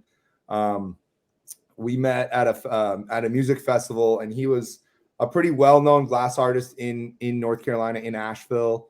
We were at a music festival, and I had let my buddies like borrow a bowl, and they went MIA. And so I was like, I didn't have anything to smoke out of. I had some just amazing fucking it was like the real Ken's GDP shit. It was like just amazing purple weed, and was kind of walking around, and I had this like crazy light thing. I was like smoking a joint and like blowing smoke into this laser thing I had, just being trippy and weird. And Bronx grabbed me by the arm, and he was like, "What is that fucking thing?" And I was like, "Oh, dude." And I showed him it's this thing that like spins a string, and it's just some trippy shit, just some party shit. And I was like, "Hey, my buddies just took off my bowl. I got this, it was like classic, how high story. Like, I got weed, you got papers kind of deal." And he was like, "Oh yeah, I might have a pipe or something back at my booth. Like, why don't you come back there with us for a little bit?" And it was one of those like looking like left, right. Like, do I go find my friends? Do I go with this? And I was like, well, fuck it. And started walking, and I was like, yeah, I'm Jonah, whatever. And he was like, oh, I'm Bronx. And I was like, wait, like Bronx glass? Like from like the head shop, like with your own case and shit? And he was like, oh yeah. And so I went back to his booth and just spent most of the rest of the weekend just dicking off with them. Like we were shooting fucking wooks with like these like long like marshmallow guns they had made out of like PVC and shit, and just they were like live blowing there. And so from there just started hanging out with him a bunch, spending a lot of time around glass studios. And then There was at that time, Eugene was down in like Athens, Georgia, and shortly thereafter, when I went back down to Georgia, Bronx ended up moving down to Atlanta, where he's still at now. And we were just spending a lot of time together, and he started working at another glass. He and a couple of my other friends opened up another glass studio. And that first big show that I went to, it was Bronx, Jason Lord. It was really like a Jason Lord show, but Bronx was working in that shop, and then Eugene came down and did a couple pieces with them. So from that show, there's a marble that Bronx and Eugene made that I have that Bronx gave me. And then it was like once, flower was whatever, I had some bongs and shit before that, and, a couple roars and stuff. But once like I saw once you really saw dabs and the nails and that kind of shit, if you were a hash maker, you were kind of pushing each other at this. And I feel like that's still the same thing quartz stuff is kind of is where it is now, but it was always sort of like, we're making better hash. Like, how can we ingest it better? Like you say, Addison, like terpene and analysis devices. Terpene analysis equipment. Yeah, exactly. It's like what I always say to people. It's like, dude, if you work at a car dealership or you work for like Texaco or Exxon and you make fucking gasoline, or you either sell gasoline or you make cars, or you work at a car, like you probably drive a nice car, or you have, some cool shit that's part of your industry, and it's about the connections you have with a lot of the glass blowers, because a lot of them, they're just, they enjoy good hash. We enjoy good glass. Mm-hmm. And so there's always kind of a connection between the two. And there needs to be more of that identified. And like, I really look to Addison, and I think he's doing a great job. And I try and do, as much as I can to like draw those correlations between glass and hash, and how, you say, Addy, like one's always pushed the other, and totally. Yeah, I think that's really cool. Well, the backside of one is the backside of the other. Like, they're so together in what they do. It's crazy. It's because you can't do one without the other. One has no purpose without the other. Yep. So as one evolves and changes, the other, because it's a consumer, being the glass industry, is so quick to adapt. Like, oh, here's a new nail to smoke this, and here's a, because the glass blowers are up late at night. I mean, Jameson, you've witnessed what Deppy gets into in terms of just using kilns, and then the rig is the nail, and the fucking, they're really ingenuity. Their ingenuity is crazy in terms of consuming hash, and because they love hash too. I mean, I don't think there's another guy beyond Deppy. Deppy's pretty rare in terms of how much he fucking loves hash, and then how much he influences with what he does in glass. Because now he's, the Pyramid Crew is him and Buck and all those guys together doing collaborations. WJC, there's all those guys that are in that group.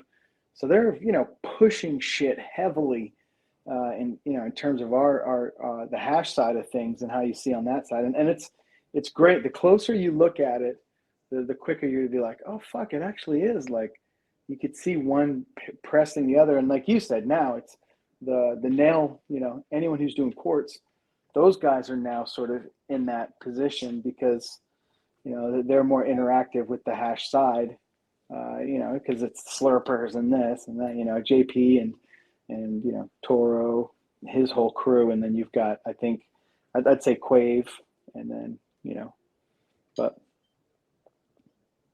Yeah.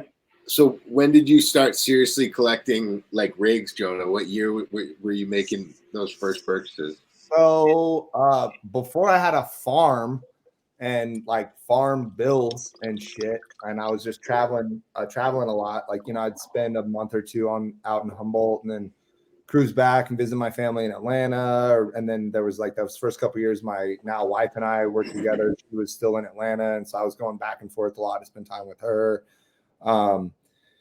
Was when, especially once I got on Instagram and seeing shit, like a lot of the cold work stuff, a lot of the like Ryan Fit,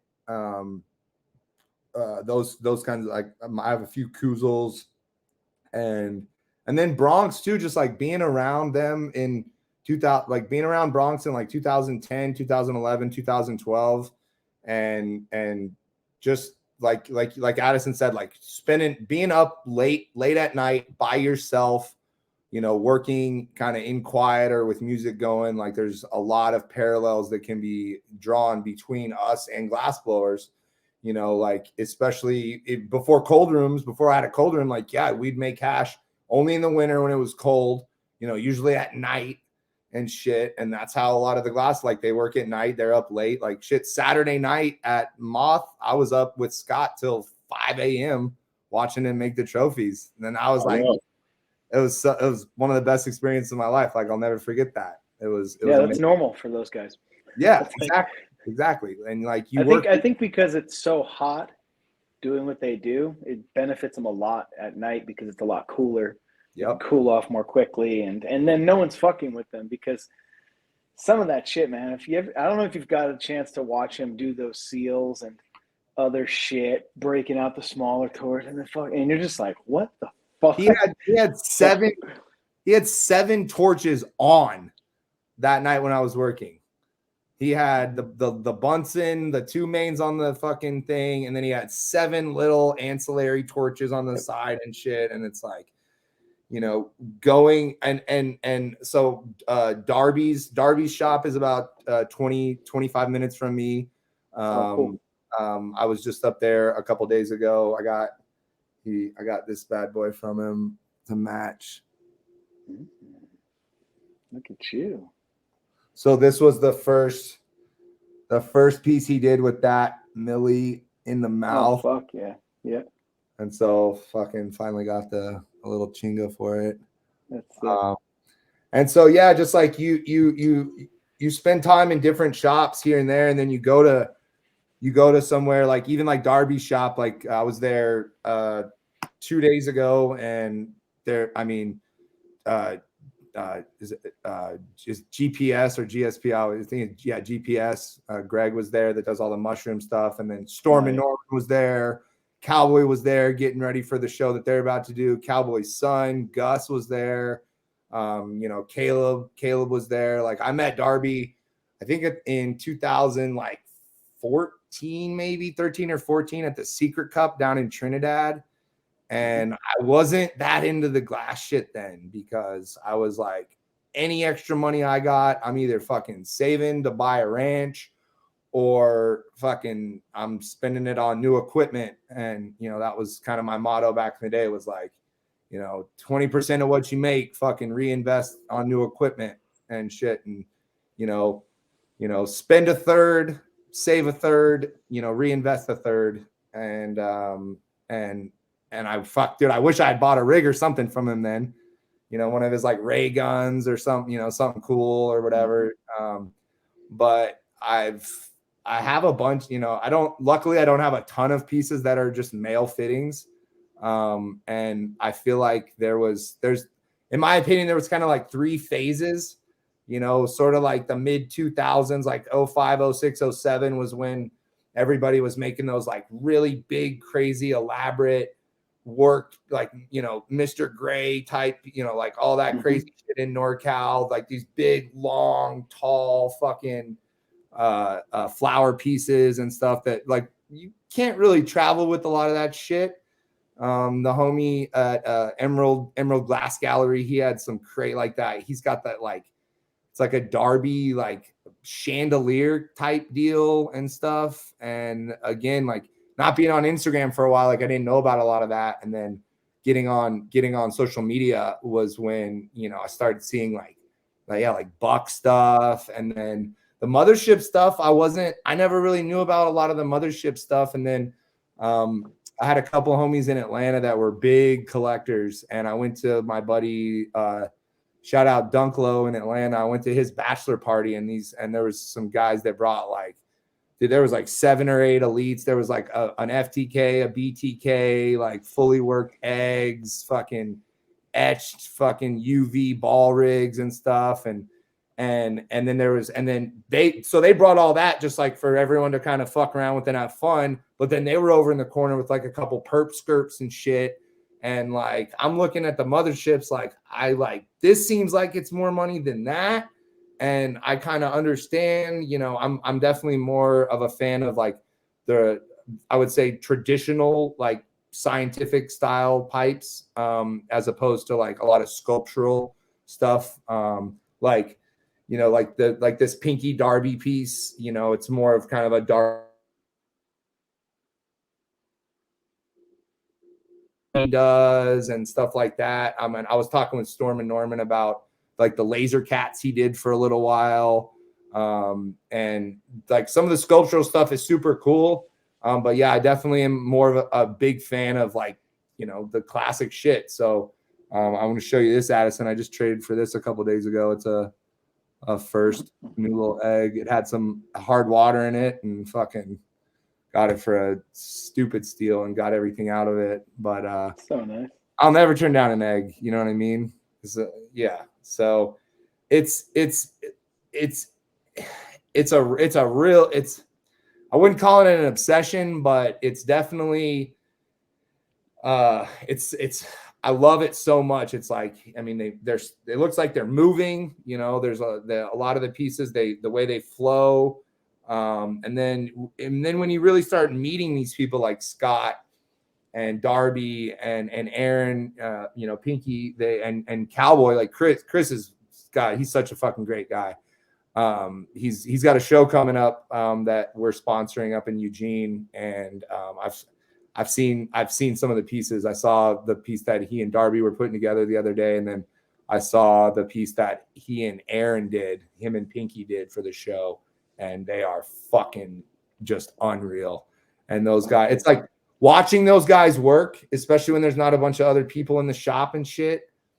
It's like watching a good hash maker, and they just know everything, you know. I mean, like for instance, I was Chris Cowboy. He was doing this big, this badass big faceted piece for the back of one of the pieces for the show, and I was watching him on the lap wheel, you know, and I was like, I was watching kind of it was like a digital lap wheel that Darby and them have at their shop, and I was like, well, are you not paying attention to those numbers? Like, what do you do? He's like, oh no, I don't ever use that shit. He's like, I just count, you know, he's like, I just hold it on there and fucking count. And, you know, then, and they're perfect. They come out beautiful.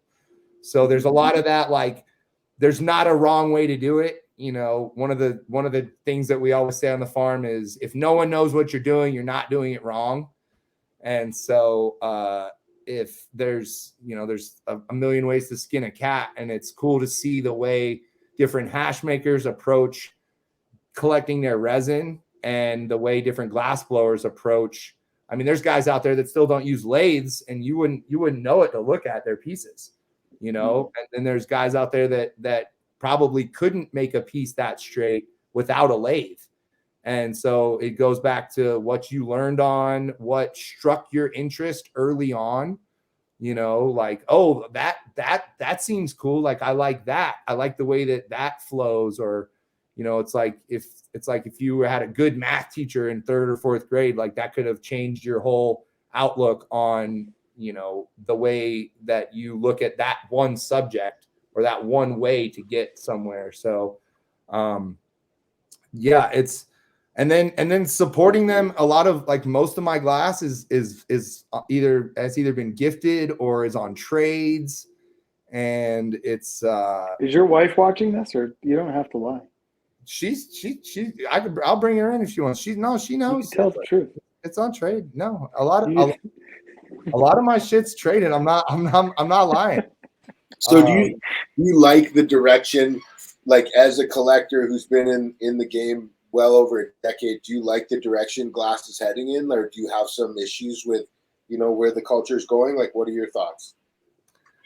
I like it. I think, like I said, I think there was kind of like 3 phases. There was like the mid 2000s with the big flower pieces, and then like when BHO blew up and got big, not, you know, figuratively, when it got big in like 2010, 2011 or whatever, that was when you really started seeing a lot of these, like, you know, like the Sagan egg and like these fucking $100,000 pieces, because homies were, you know, moving slab packs all fucking day, and it changed the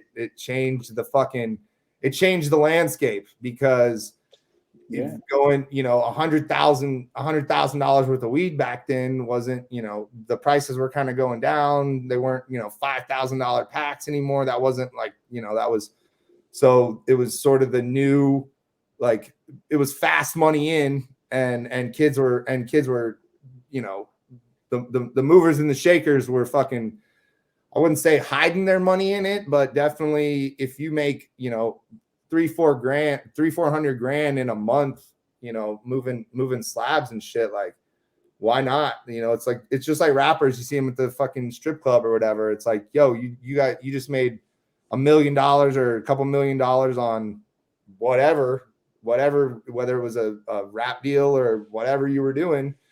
And like, you're going to go to the strip club with your boys and spend 100 grand, 150 grand or whatever. And so that's kind of, I love it. I love the interaction you have with other hash makers and other glass artists when you're smoking at that. Like I said, at Moth, it's like going to an event like that with all these heady rigs and shit. It's like going to a car show with your friends and bringing your cars and being able to like jump in your buddy's car and just go fucking rip it around the track real quick and drive the motherfucker and actually see how it feels. And then handing it back to him and was like, oh man, that thing drives great. Thank you. You know, like, you can't even touch a fucking car at a car show. You look at it wrong, fucking getting in trouble. You know what I mean?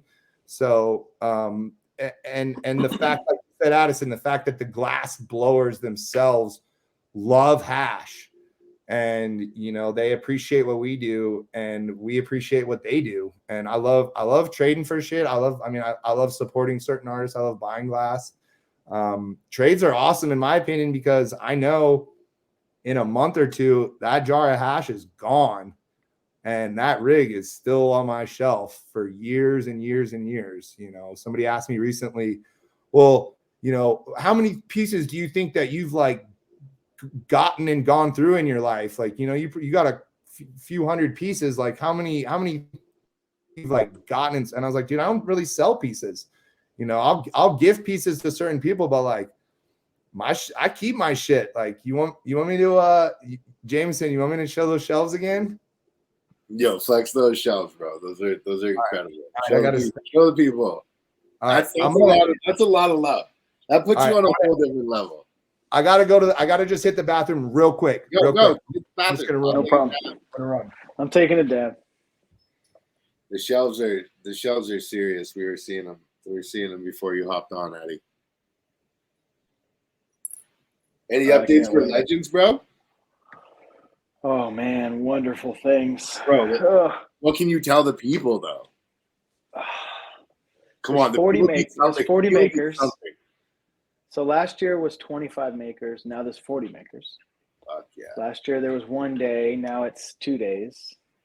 And the best way to look at the second day is what we're figuring out now is there's 100 tickets for the second day for the brunch.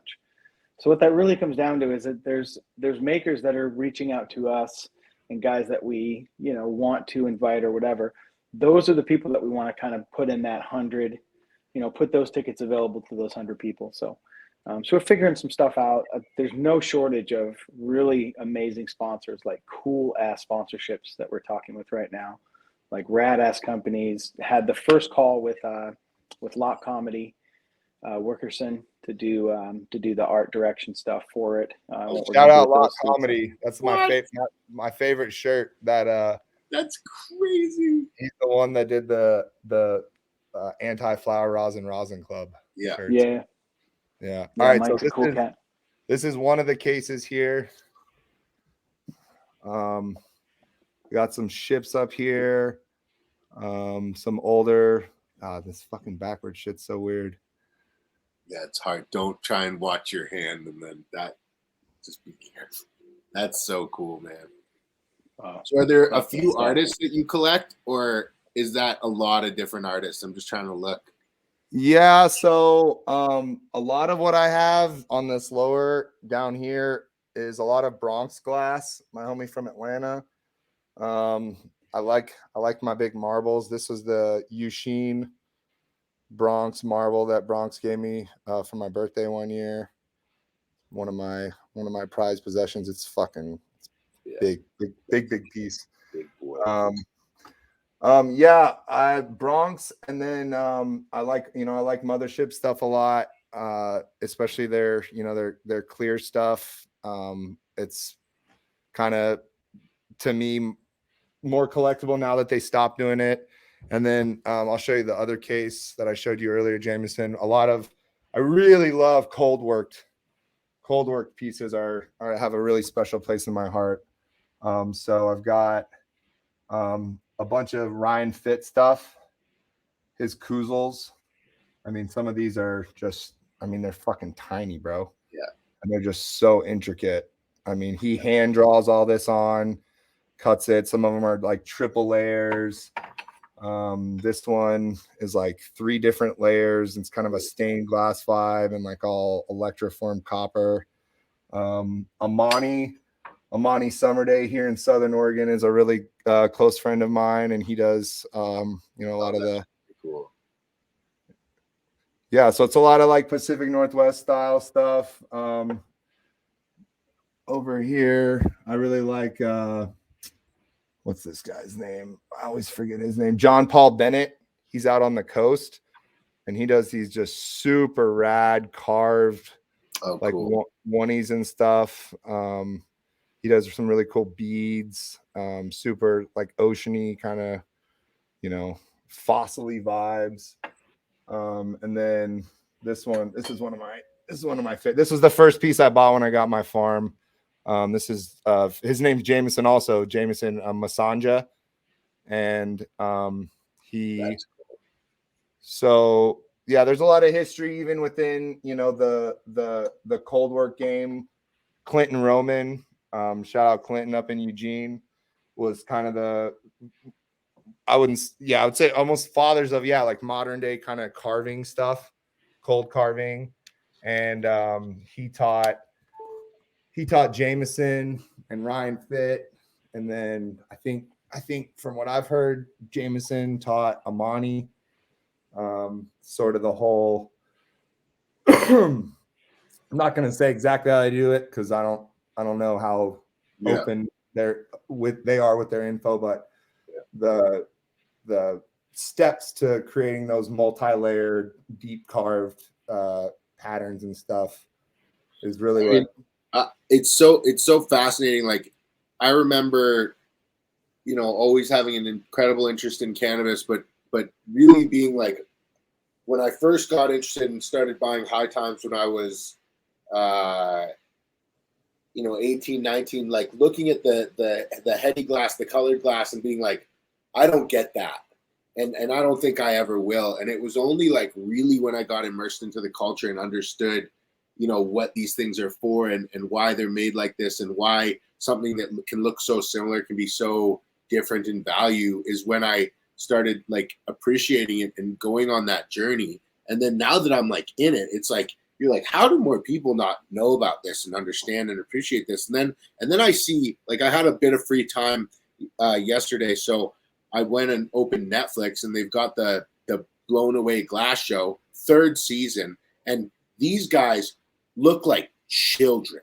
Like, they're creating what, like, I'm just like, if you put Scott and some other dudes. Have you seen the second season with Shelbo?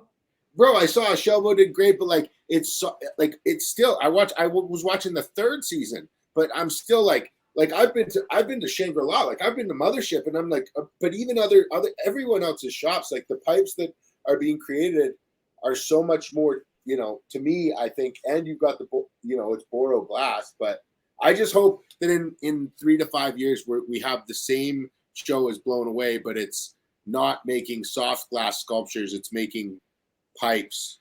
You know what that is? That's DFO. Yeah, but I want to see it like on you gotta that. Come. You gotta come. DFO. I can't believe I missed it this year, but I want to see it on Netflix. I want to see it on Netflix. this year was incredible. It was that was my first one in person this year. Yeah.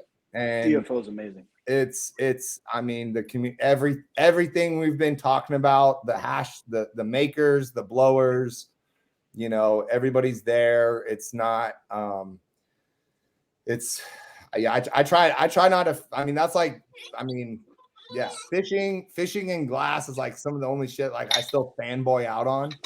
You know, like if I mean, there's a couple makers that, I mean, I've met Marcus a couple times, and I think the only other person I really like fanboyed out on meeting in our industry was Aryan at the Emerald Cup a few years ago, and was just like, you know, like, oh my God, like you don't understand like what your video, like you and Franco's videos, like before, you know, back in YouTube in the day where they're like in the garden and this is the run of flower that we're getting ready for High Times Cup Amsterdam, and literally going around and like grabbing different nugs, and like I miss Franco's energy online so much, like him just being like, oh, I wish you guys could be in this room with us and smelling this, and just like Definitely. Just like you can just see that passion in their eyes. Yeah. And I definitely feel like the strain hunters things, like I got mixed feelings about that. I think it's cool as shit that they went around the world and went to the areas that they did to find new landrace genetics and bring them, you know, to the people. I have a little different opinions on them taking a lot of their genetics down there. I mean, I think it's cool to give those guys in those areas, like in Malawi and in some of those other spots that they went, those genetics. But I think at a point it's almost counterintuitive to what the reason why they went down there. You know, like if there was, like if you know, like let's say Neville before Ardon and stuff, like let's say Neville in the 80s had gone down to Africa or wherever and taken some of his stuff, like would those landrace genetics that they went down there to get, would those have still been preserved the way that they had been? You know, like it's almost like it's muddying the waters a bit. Yeah. What'd you say? It's muddying the waters a bit when you're looking at pure gene pools, for sure. Yeah, a little bit. And like I said, going down there to get stuff, I think is fucking awesome. You know, I mean, that's like fishing or hunting some crazy, like straight up strain hunting, you know, going out there. And my favorite would be when they'd be disappointed. You know, they'd be like, oh, this fucking guy said he knew this, and that. And we're going, and we hiked fucking 2 days into the middle of fucking nowhere. And then it was shit when we got there or whatever. It's like, well, that's hunting. That's fishing. Yeah. Like, it ain't the destination, it's the journey. And then if you find something cool at the end of the rainbow, good on you. But if not, like, fucking sit back and enjoy the way the rainbow looks. Yeah. But he's definitely one of the people that I looked up to, and I'm not even a breeder. Yeah. And so there's so many little aspects and little things in this industry that you can, like I said, you can kind of go with what you're being pulled to, or what really tips your interest, or you know, the whole going back to like the big irrigation landscaping shit that I used to do. I've got a buddy here in town who's just crushing. They got like this big like a pear storage building here. You know, we grow a lot of pears in our area, like Harry and David and shit like that. And they got this amazing warehouse that's just these, their flower rooms are, you know, 25, 30 foot ceilings, like 4 foot insulated sliding doors. And I'm looking at all their irrigation setups and everything. And it's cool, it's cool. But then from a natural farming standpoint, I look at a lot of the waste that they create. And so you kind of got to go in this industry with what really drives you and what really piques your interest. For sure. You got to stay inspired, for sure. Yeah, you got to stay inspired. You got to, I wanted to talk a little bit about the cultivars that you currently run, because I know you have like a stable that you've honed over the years, and you mentioned the Sherb before. Is that the Sherb that you got from Kevin Jodrey? Yeah, so I first ran that Sherb in Humboldt, actually. Just like the one property I was talking about where we couldn't grow, like the little place we got right after that, we could grow just our medical. But we had you could go over to over by Clear Lake. I forget the name of that doctor over on the whatever the 32, whatever that highway is, and you could get your 99 card for like juicing. And if you sit down and do the numbers, it actually is like close to 99 plants. Like if you're growing indoor and you're juicing a whole plant every day or two for your personal consumption, which we're gonna start getting back into that, actually, like straight juicing whole plants just for inputs, or juicing even just our our leaf or whatever. And then we do a lot of our our JLFs, our Jadam liquid fertilizers. We use a lot of that. But going back to what you said, Jameson, we first started running that Sherb back then from Jodrey at Wonderland, and it was that, I'd say that like the true, they call it burner's cut or the forum cut of the Girl Scout cookies. Like those were some of the first strains that really like created a feeling like in me. I was like, man, like that is there's something that like bakery, doughy, sweet, almost like, and that was like right around when Z was kind of coming around, like in our Sherb. Like I've said, it's got that Jodrey told me that our Sherb is either the mom, the dad, or the offspring of the Z. And that is what really I tried to focus on for a while. And so like my first year here in Oregon, we ran a bunch of OG shit. We ran like Fire OG, Deadhead OG. So for me now moving into the rec market, so we've got our rec license now for our production company, with it's Pacha Gardens, and so we're operating that here at our property. Because of my zoning, I can't process here on my property, like any type of processing, whether it's hydrocarbon, solventless. So we're working with a couple other farms we're basically just setting up cold rooms at their places. But in my mind, going with kind of the trends of what people want and everything, like I think you should have, kind of like what I said before, the Emerald Cup sort of divvying up the different profiles of different cultivars into like dessert, exotic, candy, OG gas. I forget there's a couple others, and I'm probably screwing those up, but I think it's important to have a really strong OG in your repertoire. So our Triangle Kush, the real TK, is my my OG that I really love. I like the Chem. We got a really good Chem 91 cut, and the GMO too. I love the GMO. And it's funny. I came back down here after Moth and was like, man, I can't believe all these guys up there. They just they love that GMO, this and that, and like it's coming back kind of down here. There's like people kind of are sort of getting back on that real GMO tip. It's a yes or no. It's a yes or no question, I think, with GMO. It's a yes or no, but depending on the day also. I mean, like, I don't know.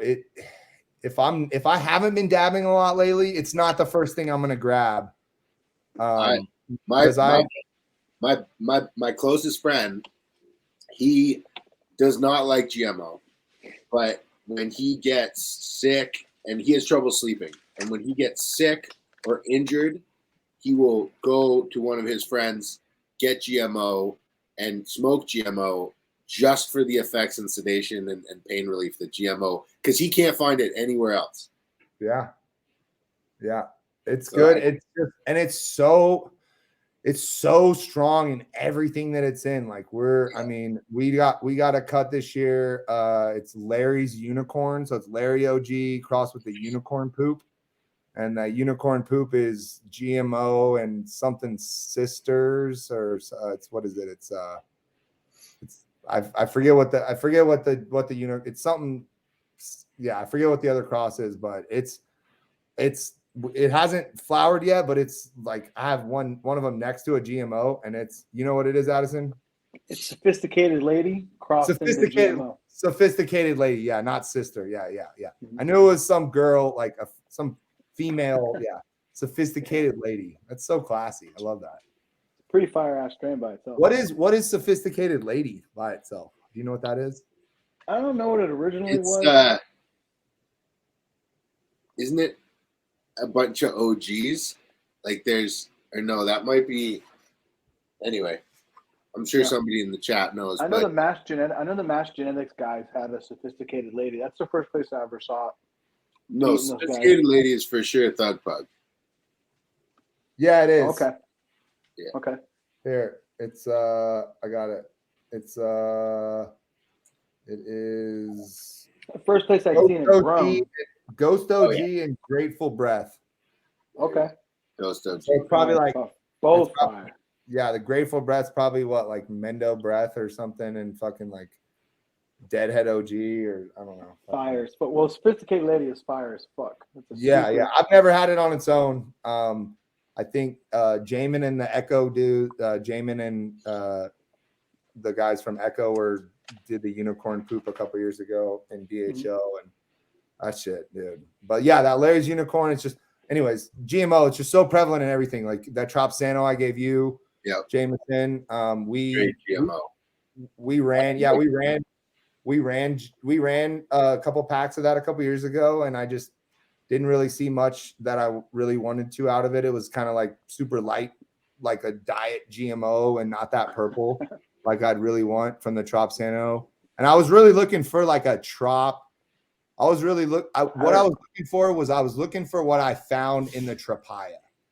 I was looking for like a fucking kind of a fruity, somewhat rotten, gassy something that was quicker than GMO.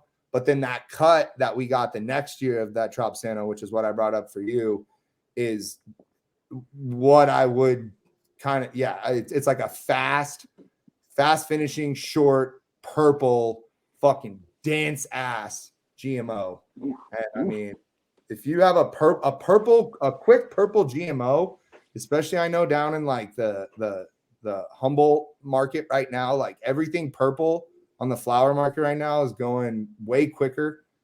My buddies are even this year going back to some of the old school like ice water finishing shit for their watering and like for their summer depths, and it's crazy to see like the market kind of going back to wanting that purple color.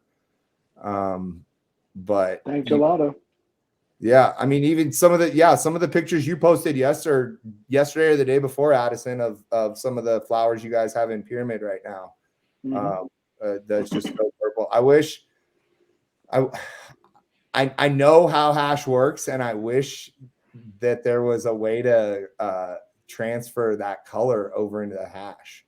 Not really. If you're doing it right, it doesn't. For maybe in melt, the anthos will transfer, but not it. I've only seen like purplish rosin like once or twice. You made a mistake if it's purple. There should be no should be white.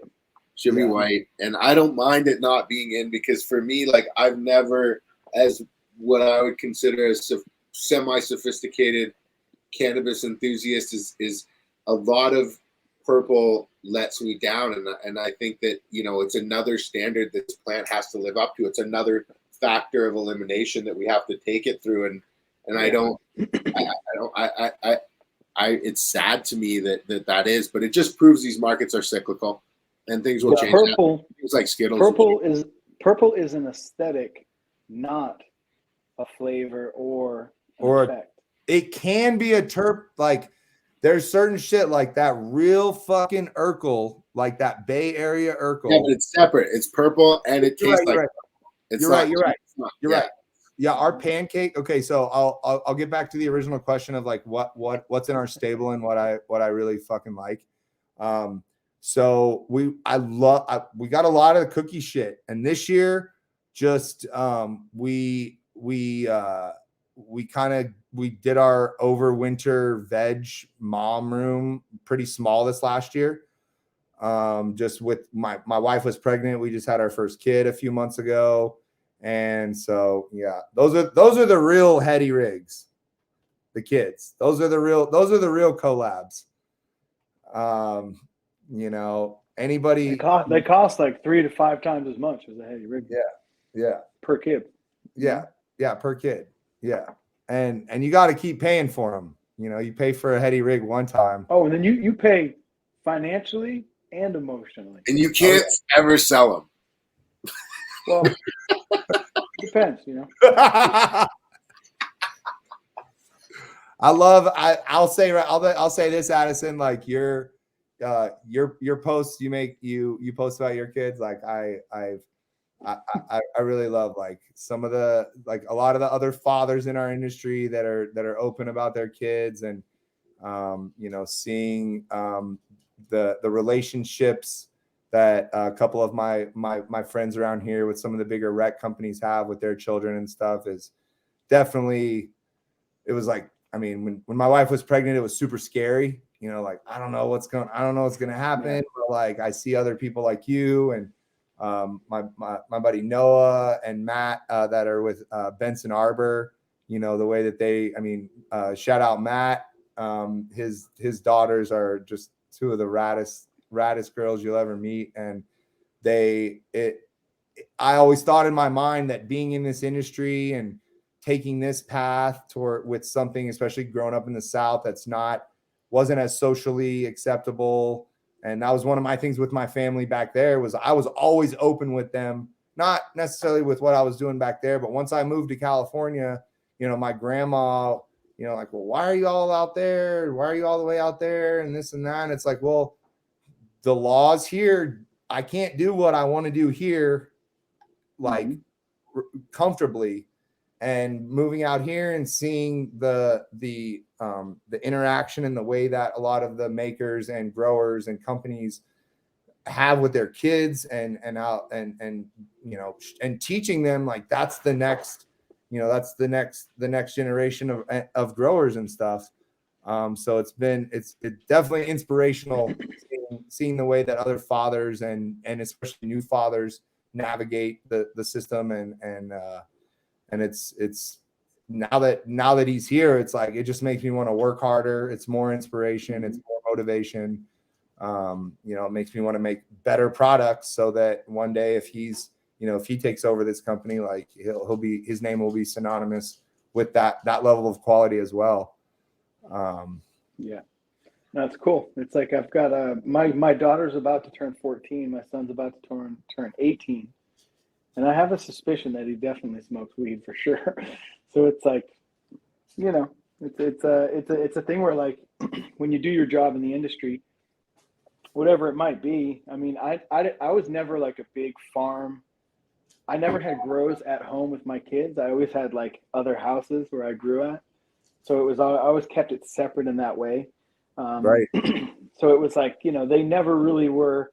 They were around like some plants that would be in the backyard, or they might see some other stuff, but it was never like, they never saw in close or in detail what like production and transport and distribution and that stuff really looked like. So, but now, fuck, they're both like 14, like I said, about to be 14 and 18. they'll teach me shit. I'm like, what the fuck? What the hell is going on with this?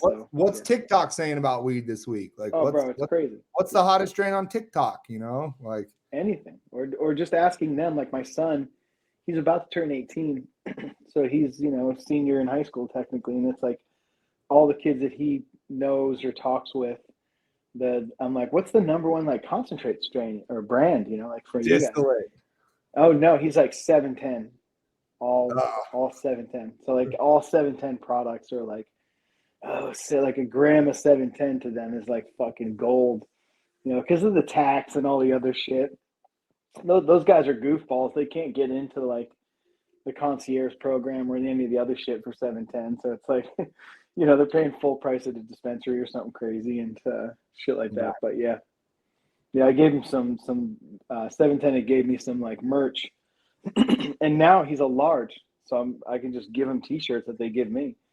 So he was pretty fired up that he got like some 710 merch. But yeah, you could find out a lot from a kid that age. It's pretty crazy.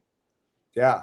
What the new wave is, what that next shit is for sure. So speaking on new waves, like where do you see the market going, Jonah? Like being involved and really being in touch with the culture and attending various, events. What are your thoughts on flavor profiles and trends? Like where do you see the market going?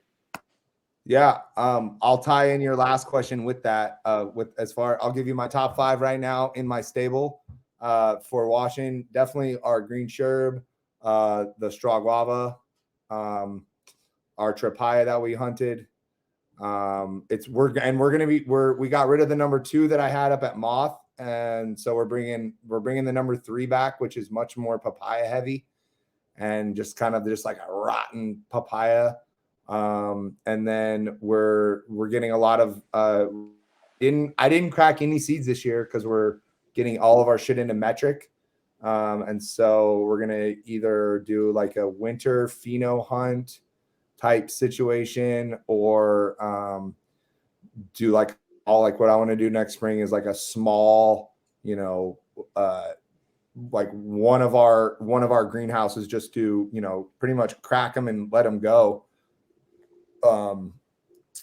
So I'd say those 3. And then, there's definitely I think there's some new chem stuff coming out, especially coming up to Moth that kind of inspired me back to getting into our chem. My buddy Ziploc Seeds, Shinoa down here, he's just been doing just insane breeding. You're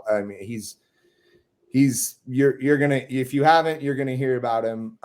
His dad, he's from out in Williams, Oregon. His dad actually bred the Williams Wonder or Willie's Wonder. So he spends a lot of time. They're from out in Hawaii, and they're kind of tied in with those guys. But I see the kind of the evolution in the strain game.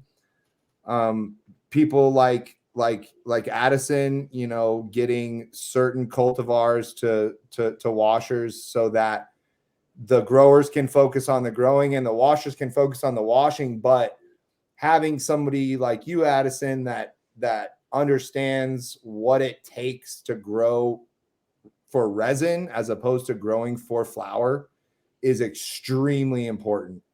Like I talk about we have one patch that we didn't grow it this year just because of we're getting our licensing and it's kind of out of my I had to redo a bunch of floodplain zoning on my property, and it's still in one of the floodways where we don't use any gasoline engines up there, no generators, no quads to get up there. We keep it's more than just keeping the dust down.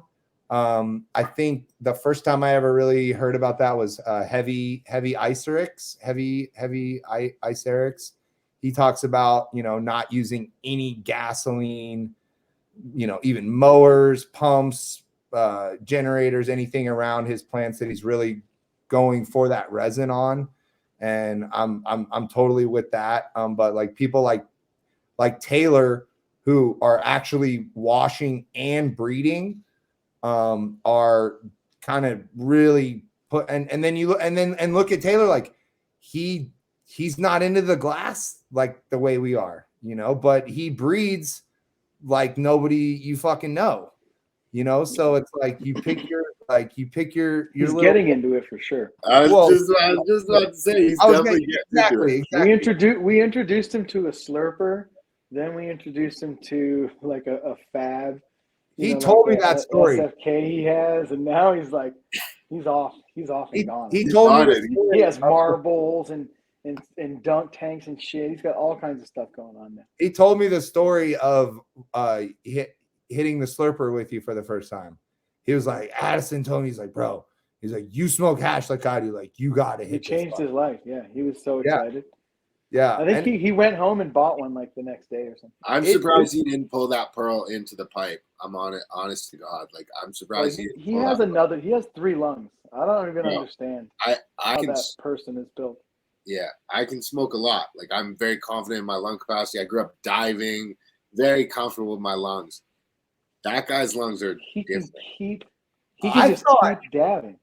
I thought you, Jameson, were a little. I thought you were here and he was here until you guys posted that video of you going eye to eye next to each other. It's the intensity at which the volumetric air is being pulled His lungs through the are pipe. insane. Like it's not like I can bring it in, let's go, take a big dab. But he's pulling it at a faster volume, and it's incredible. He can snuck a golf ball through a garden hose, boy. Oh, it's Bro, crazy. he's got a 3rd lung. I don't know what the fuck it is. He came on his way back pulling down. that dab down to his toes, man. He's pulling that dab to his toes, you know. To his toes. You know, it's getting deep. He came and stayed a night with us here at my house on his way back down from Moth after you guys got skunked on the fishing trip. I mean, after you guys went fishing, and we were sitting here at the table and he took a fucking monster, and I was like, hey, just don't blow it like that way, because there's my smoke detectors right there, and I'll get a fucking call from my security company. I'm just not trying to deal with them right now or whatever. And he's like, oh, I know. And he fucking just ripped like a 0.5 gram, just took it all the way in, and then just looked. And I was like, don't blow it that way. And he was like, I got you. And just stood up, cool as fuck, walked out to the back door and blew it out. Like, yeah, we're trained ninjas. We're trained ninjas. Like, it's creepy, bro. Yeah. It's creepy. Yeah. Scary. So the industry I see is, you know, keeping the strains that we know people love, and like Heroes of the Farm, the last few years, I really liked what he was doing. He was breeding a lot of his own stuff up here, but he was also sticking to kind of the classics for like his flower. I mean, like the headband flower that he was putting on the rec market up here was, I mean, there's a reason why those elites are and were the heavy hitters from back then and into now. There's some strains that are just timeless in those terp profiles that still just fuck you up. Like you were saying, Jameson, your boy who's a heavy smoker doesn't smoke GMO, but like when he needs it, it's like DMT. It's like if your body's saying, I don't want it, I'm scared of it, but I'm sick, or I'm feeling drawn towards it. Like that's when you need that medicine.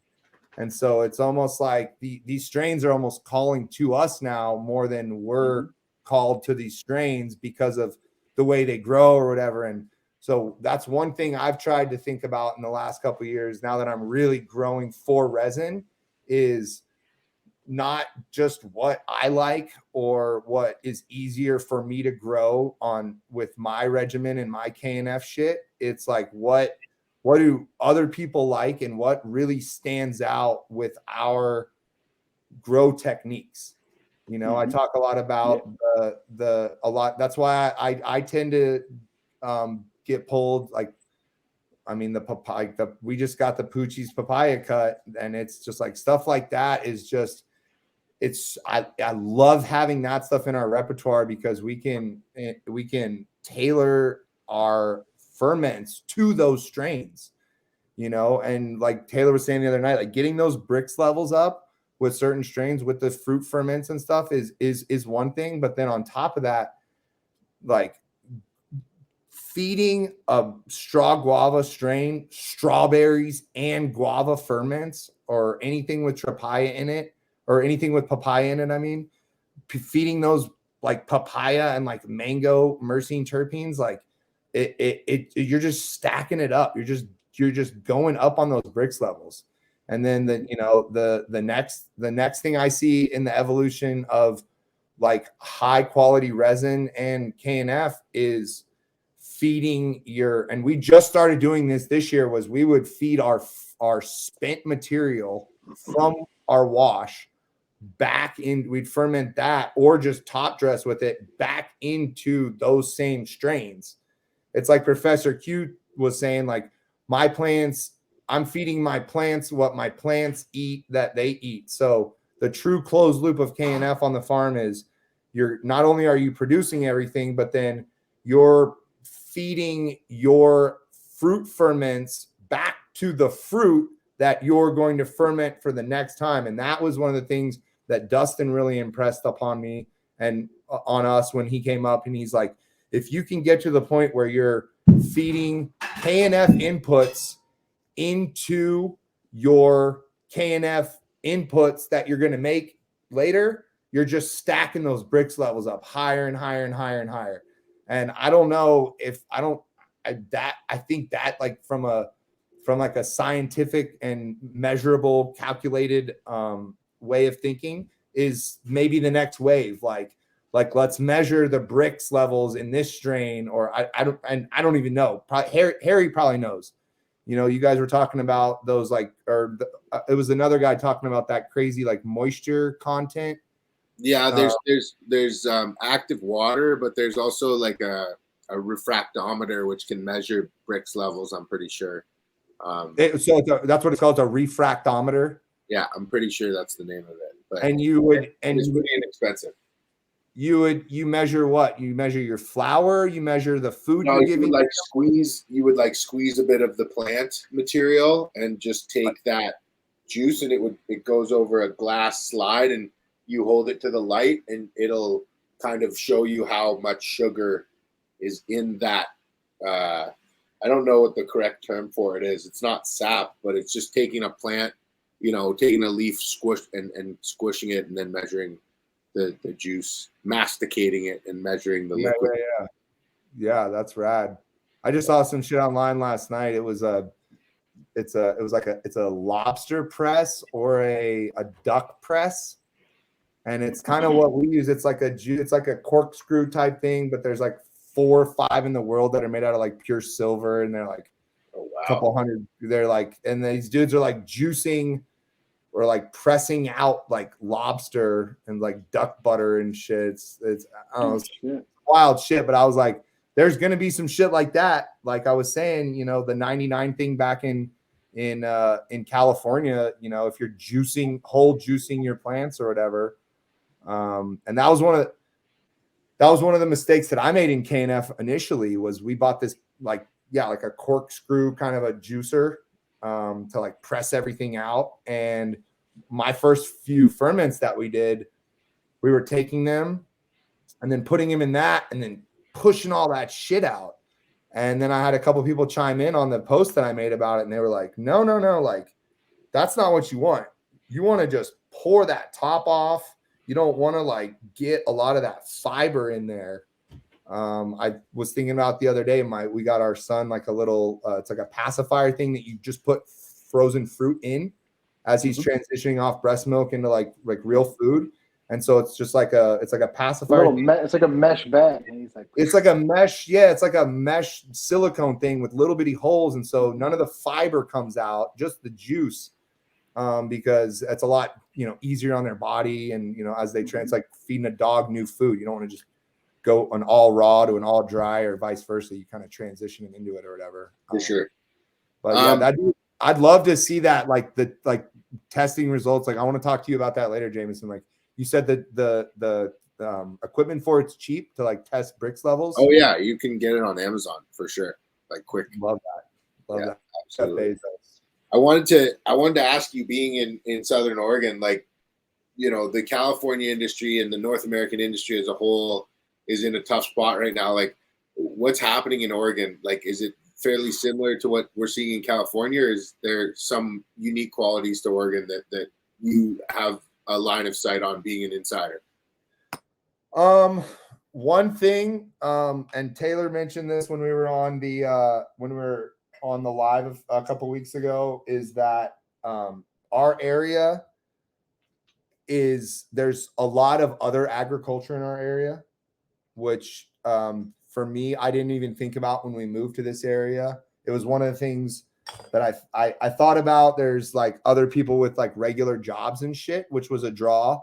It's not all just weed growers up here. There's, people that, work at the airport and work at Harry and David. So just the idea of that there is big ag in this area, like Harry and David and the pears and even the vineyards. And like, we have some amazing wine in our area. A lot of the people up here say that we're kind of where Napa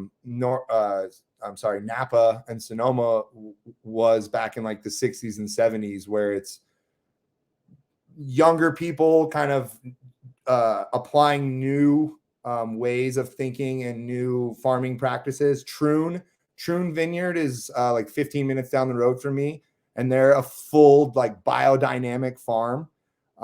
They do like kind of similar stuff with like as the IMO that we do. They do it like a little bit more old school, where they take like longhorn, like cow horns, and pack it with manure, bury that shit, and that's basically like an IMO box, and then they broadcast that. Like, dude, that shit's rad. That shit's super rad. I got like into a pretty deep conversation with one of the guys that worked there one time about like how we implement our fish and our stuff like in this area. But going to your question about the industry in the area, it was what drew us to the area was that there was a lot of water up here. It wasn't dry. It was a lot. It's flatter. There's a lot more rivers around here than down there, in certain areas. It's just this, I love Humboldt so much. And this idea that Humboldt grew and still does grow like some of the best weed, I subscribe to a little bit, but part of it to me was the reason why the quality was coming out of up there that it was because that was the only place you could go and safely like try new shit and do stuff to scale the way that we are now. Well, now in California, like, you go down to the Central Valley where there's a ton of, not a ton, but where there's more water and it's flatter and it's easier to farm, and you're not going to be causing a lot of erosion and being detrimental to the earth. You can go and I think one of the only places in Humboldt that I can really remember that's like flat and super usable for farm shit is like up in Arcata, and that shit gets socked in fog.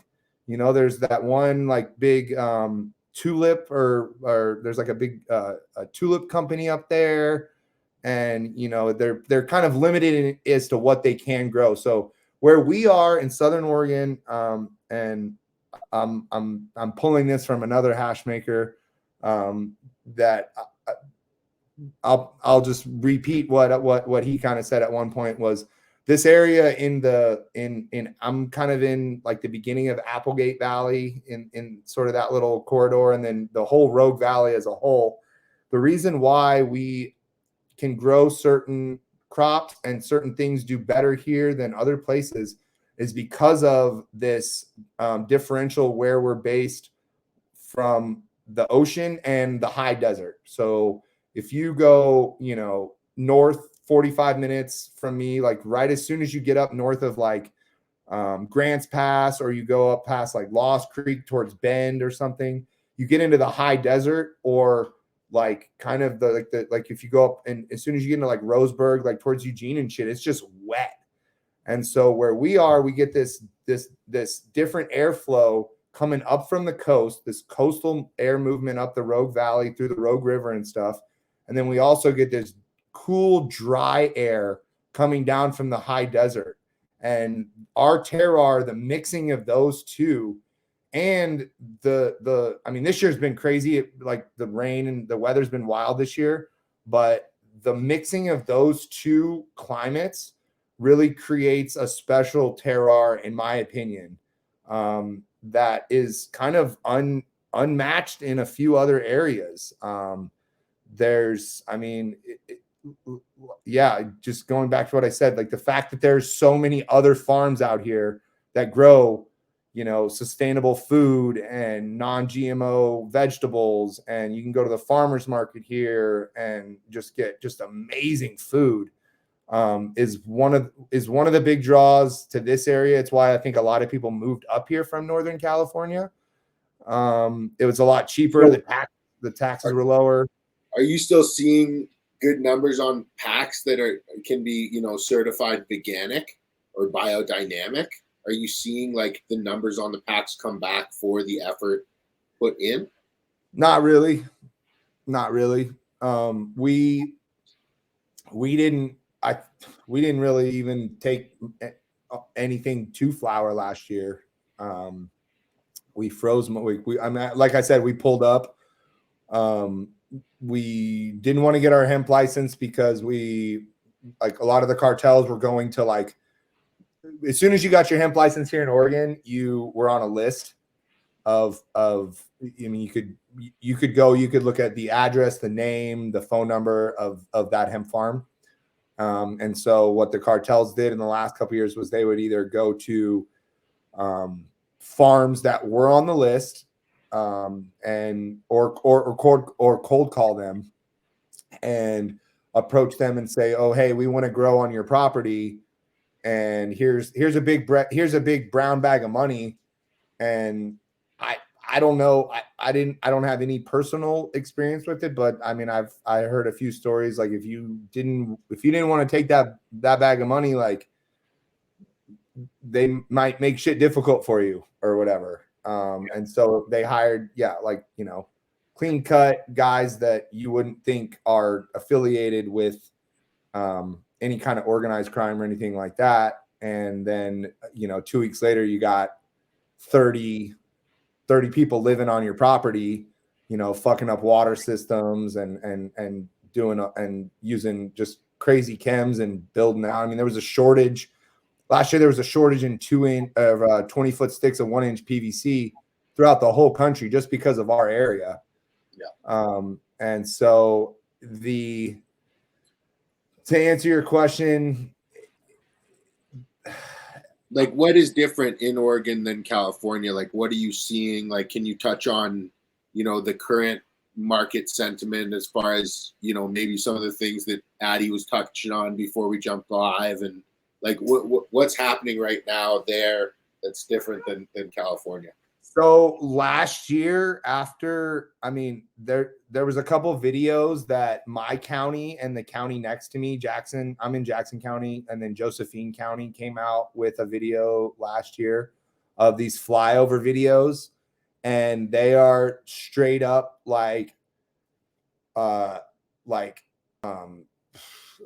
just these like military style videos from choppers, and it's like some movie music, like dun dun dun dun dun dun dun dun dun dun dun dun dun of these flyovers, and they're just showing they were just showing these huge unpermitted greenhouses, and these huge quote hemp farms that people were setting up, and they were depping. They were doing these massive 150 to 250 hoop house depths they were all just in fields. And so they were just these made out of 2x4s and then PVC. And they were, dude, some of these grows were 10 acres, 15 acres. Some of the stuff some of the stuff you guys see down there, Addison, in the Central Valley, where they're stacking licenses and it's 20 acres of hoops and shit like that. They were doing that up here under a single hemp license, which I think was $600 or $400 or something. And the 2 years ago, even 3 years ago, the whole state was behind in the testing. So what was happening was they were coming out to your farm if you had a hemp license, and they would take a couple field samples, which you were required to do anyway, but it was all third party. So it wasn't as people weren't being held as accountable. Well, last year and the year before, the county and the state themselves started coming out, and they would take a sample or two, but then it would be a 1 or 2 week turnaround from them getting it into the lab, running the chromatography on it, seeing if it was CBD, seeing if it was THC. And like I was talking about earlier, that like in-field chromatography device, like they didn't have that shit. They didn't have the money for it. And so they came out with these videos last year, both counties, that were, you know, it was almost like that scene in Fear and Loathing, I feel like, where they've got all the law enforcement sitting in a big conference room, and they show them these videos, and they're like, this is what's going on here. We need help. We need more money. So they heard them, and the state got $25 million this year Jameson, for illegal eradication. And it's crazy. I mean, there's planes and choppers and shit over my house. And now with the fires going on close by, like, I mean, there's jets flying 200-300 yards above my place, and all the time. You know, it's crazy. So the biggest change I would say this year, which California kind of cracked down on the last couple of years, was the water. I know a lot of the Humboldt and Mendocino guys got like abatement letters because of they were using water. They were bringing in California Fish and Game on a lot of those grows, and saying like, you can't be pulling water. Like I said, my first grow in Humboldt, we had a fucking 5-gallon bucket in like a little thing we built out, kind of a makeshift dam in a creek. And so they hit a lot of those people, and that's what they're doing this year. I mean, I left my gate open a couple weeks ago, and one of the new like assistant regional water master ladies, she drove right in, pulled right in, and wanted proof of my water rights, proof of my water deliveries if we were doing that. And so like that's kind of where they're focusing a lot of their eradication efforts in now, is code enforcement and water enforcement, because there's $25 million. I think I don't want to like be super strict on some of the numbers, but I think in the whole state, $25 million got allocated for illegal eradication. I want to say Jackson and Josephine County each got like a chunk of that themselves. And it had a lot to do with, Homeland Security's here, ICE is here, because they're finding farms with like 50, 60 workers, like living in squalor, like pissing and shitting in the creeks, ruining our waterways. And so what happened at the end of last year and the beginning of this year is the county came into these grows, and they're like, oh, hey, you have 100, or you have, let's say you have 100 of these unlicensed greenhouses put up. Okay, we're charging you $300 to $400 per day per structure until you either take them down or get permitted. And then they're hitting you with every other fine. They're hitting you with unpermitted power runs, water runs. If you're, we had a grow that was connected with a few others just like 3 days ago get busted. And they were talking about I didn't think it was as bad as it was, but they were putting like gates up on public land. They chopped a bunch of timber down on BLM land, and not even fines, but they're saying that it was like up to $100 million worth of like damage to BLM land that they're gonna have to, that they're gonna have to fix and shit. And And then you start looking on the Facebook comments from those posts from the county, and it's the IMET is up here, the Illegal Marijuana Eradication Task Force or whatever. And you start looking on, I mean, they post that shit on Facebook every day.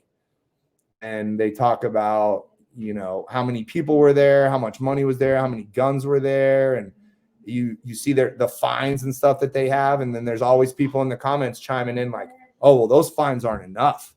You know, we need to up that. And, you know, you need to, and these people aren't in the industry. These are just, you know, people in the community. They're like, that's not enough. They're going to sell their first crop and be able to pay all that off. It's like, well, you don't know what the market's at right now, you know? And so, I mean, illegal wells, water, and code enforcement is the biggest change we've seen this year. It was, I mean, we were either going to not grow. I mean, we almost pretty much didn't grow last year. We planted a bunch of shit.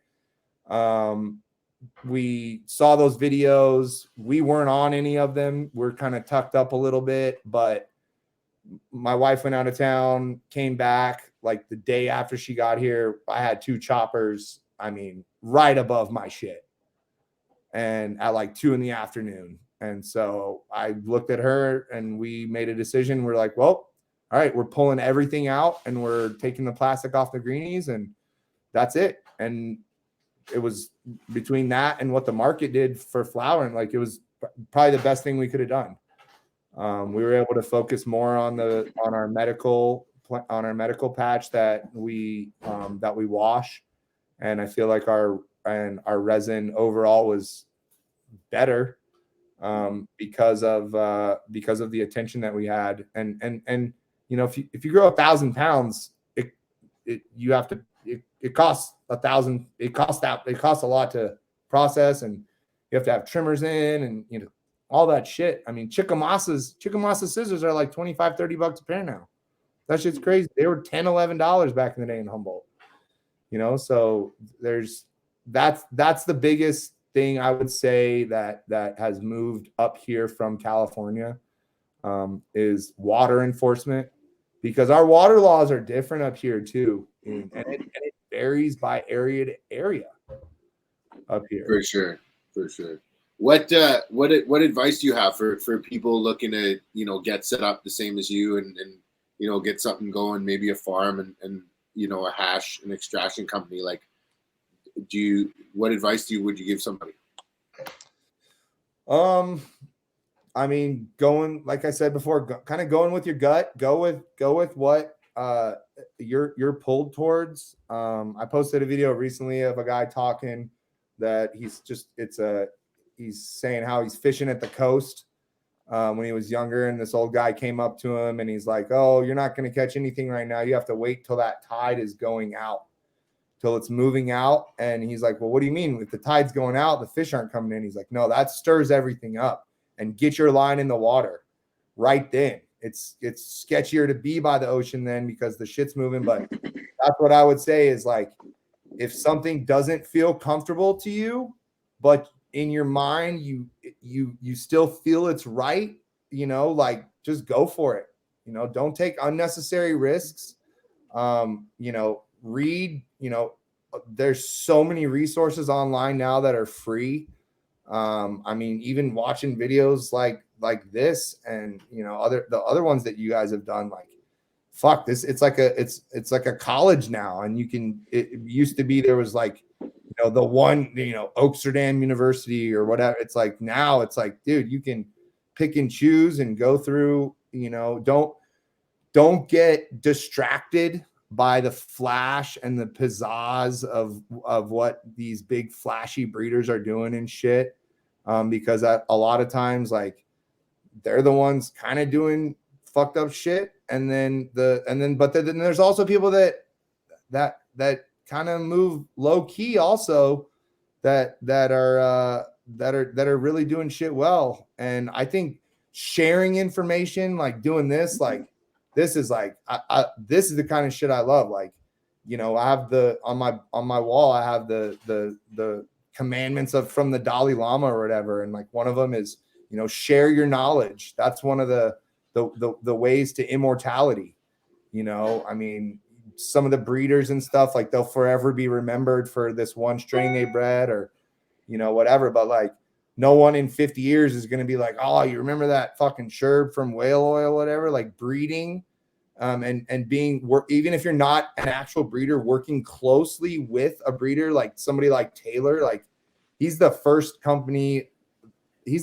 breeder that I've seen that's like listing their, fresh frozen to hash percentages on their seed packs.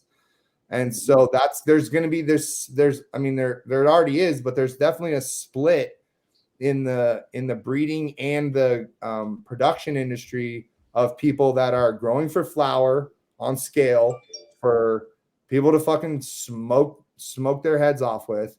And then there's people that are focusing on strains that wash well and are hash producers. And here's one of the biggest pieces of advice I can give to anybody is like, bigger isn't always better, and scaling to your comfort level and your skill set is extremely important. Like Joey Diaz always says that, like, you don't need a whole team to, you just need 3 fucking people, you and 3 motherfuckers, you could take over a country. It's like, you really just need like a couple, like my wife, like, she's fucking amazing. She didn't know a single thing about growing weed when we got together. And, now she's almost a better grower than I am, And so surrounding your people, like that other guy, like, show me your friends and I'll show you your future. Surrounding yourself with people that almost intimidate you. Like one of the farms that I'm really excited to be.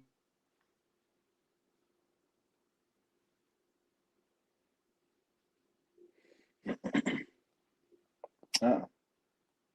He'll be back.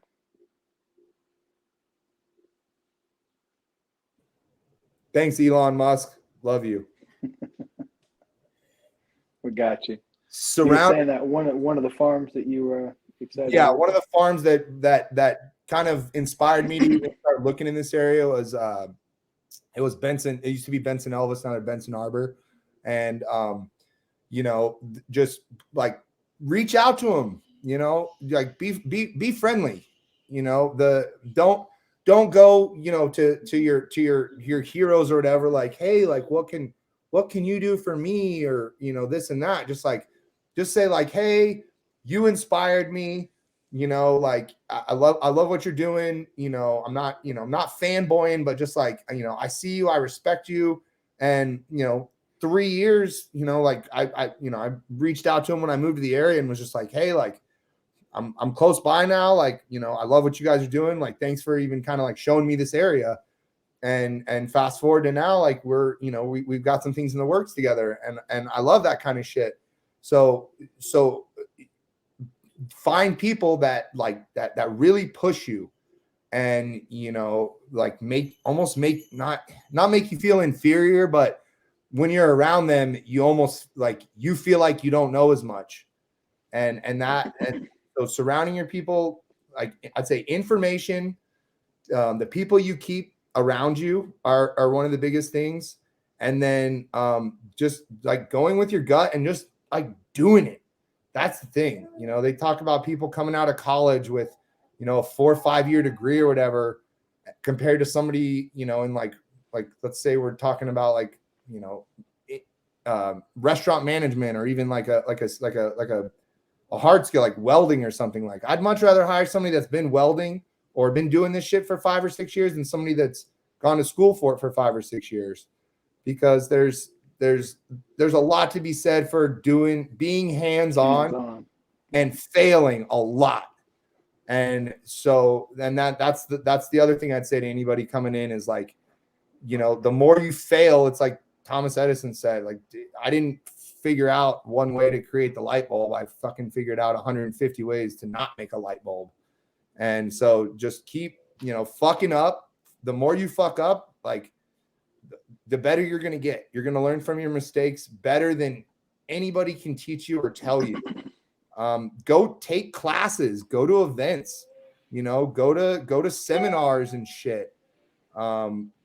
spend the money, invest in yourself, invest in your education. If you get your, I could talk this could be a whole nother podcast, but like setting up a little LLC as a consulting company or whatever, so that you can write all this shit off.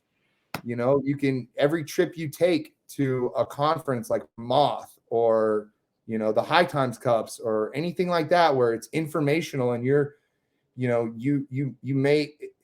complacency is the killer in this game. As soon as you think you're the best at what you're doing, even if other people are telling you all the time, like, oh, you're so good, like your shit's so good. This is something I've had to work on the last year, is like, people will be like, oh, this is so good. This shirt. So, and in my mind, I'm like, yeah, but I could have done this one thing and it could have been better. Like, criticize, be your hardest critic. Always be pushing to be better. If you're complacent and you're telling yourself, I'm good enough, this is good enough, this is the best I can do, you can always do better. You can always do better. There's always somebody, and if you get complacent and lazy, there's somebody right behind you that was you 5 years ago that's ready to take your fucking spot and ready to take what you've built from you. You know what I mean? And so just staying current with the trends, with the strains and everything, just keeping your ear to the streets. 100%, bro. What people in the chat are asking, where's the best place to connect with you? How do people get a hold of you? Just DM me on Instagram. I sometimes take a little bit longer to get to the requests that are on my messages, but I try to keep it, I try to, as long as it's not somebody fucking asking me how to get my shit in fucking, New York or whatever the fuck, like, we're nothing out of state. We're for our stuff, catch me at an event. We do a lot of the shows up in Eugene, where it's a lot. It's pretty much, it's kind of like the 215 days. It's like medical, and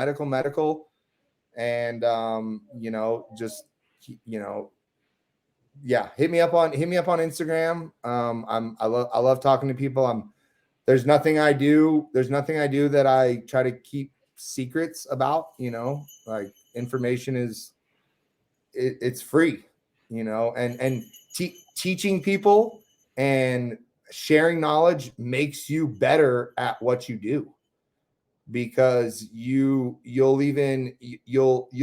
think in your head, oh, this is the way I've been doing this for so long, and then verbalizing that and speaking it or typing it out, like, writing SOPs, you'll get better at what you do. Like, looking at it on paper, you're like, oh, that doesn't really make sense the way I said it, or I can add this, and like, kind of not necessarily keeping like hard records of everything you do, but just documenting kind of what you've been doing, and then you can kind of look back and compare it to what you're doing now, and teaching other people. When you hear yourself saying stuff, even today, like hearing myself speak on certain issues and stuff, like, you can talk to yourself all day in your head, but when you actually say shit out loud and you hear it, it's you're uptaking, you're intaking that information differently. So teaching people, speaking on panels, giving advice to people is awesome. And then a lot of times, whether they're less experienced or more experienced, they'll have something to say. Like, communication is a huge thing. I think that goes back to working in restaurants and shit.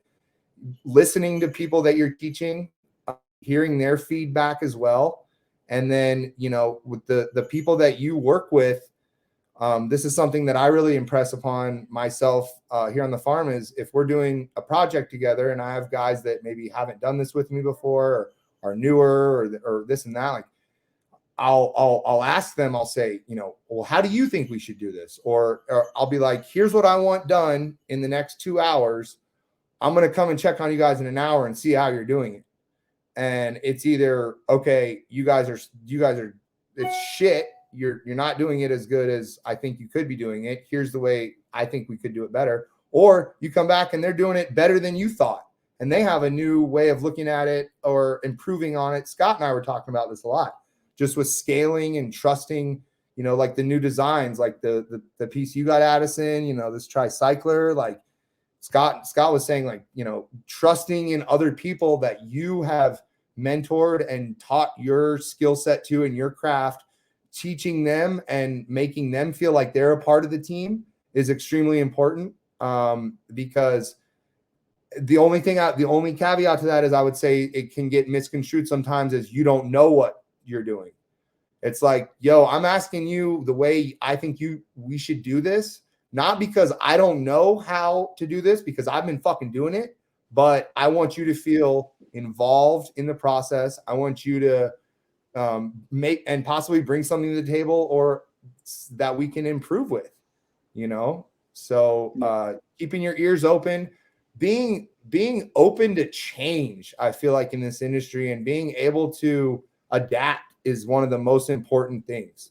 I feel like that's kind of the downfall of some of those farms down in Humboldt and Trinity and those areas, is that these OGs, these old school growers, and there's a bunch of political shit with that as well. But these some of these old growers, they're so stuck in their ways.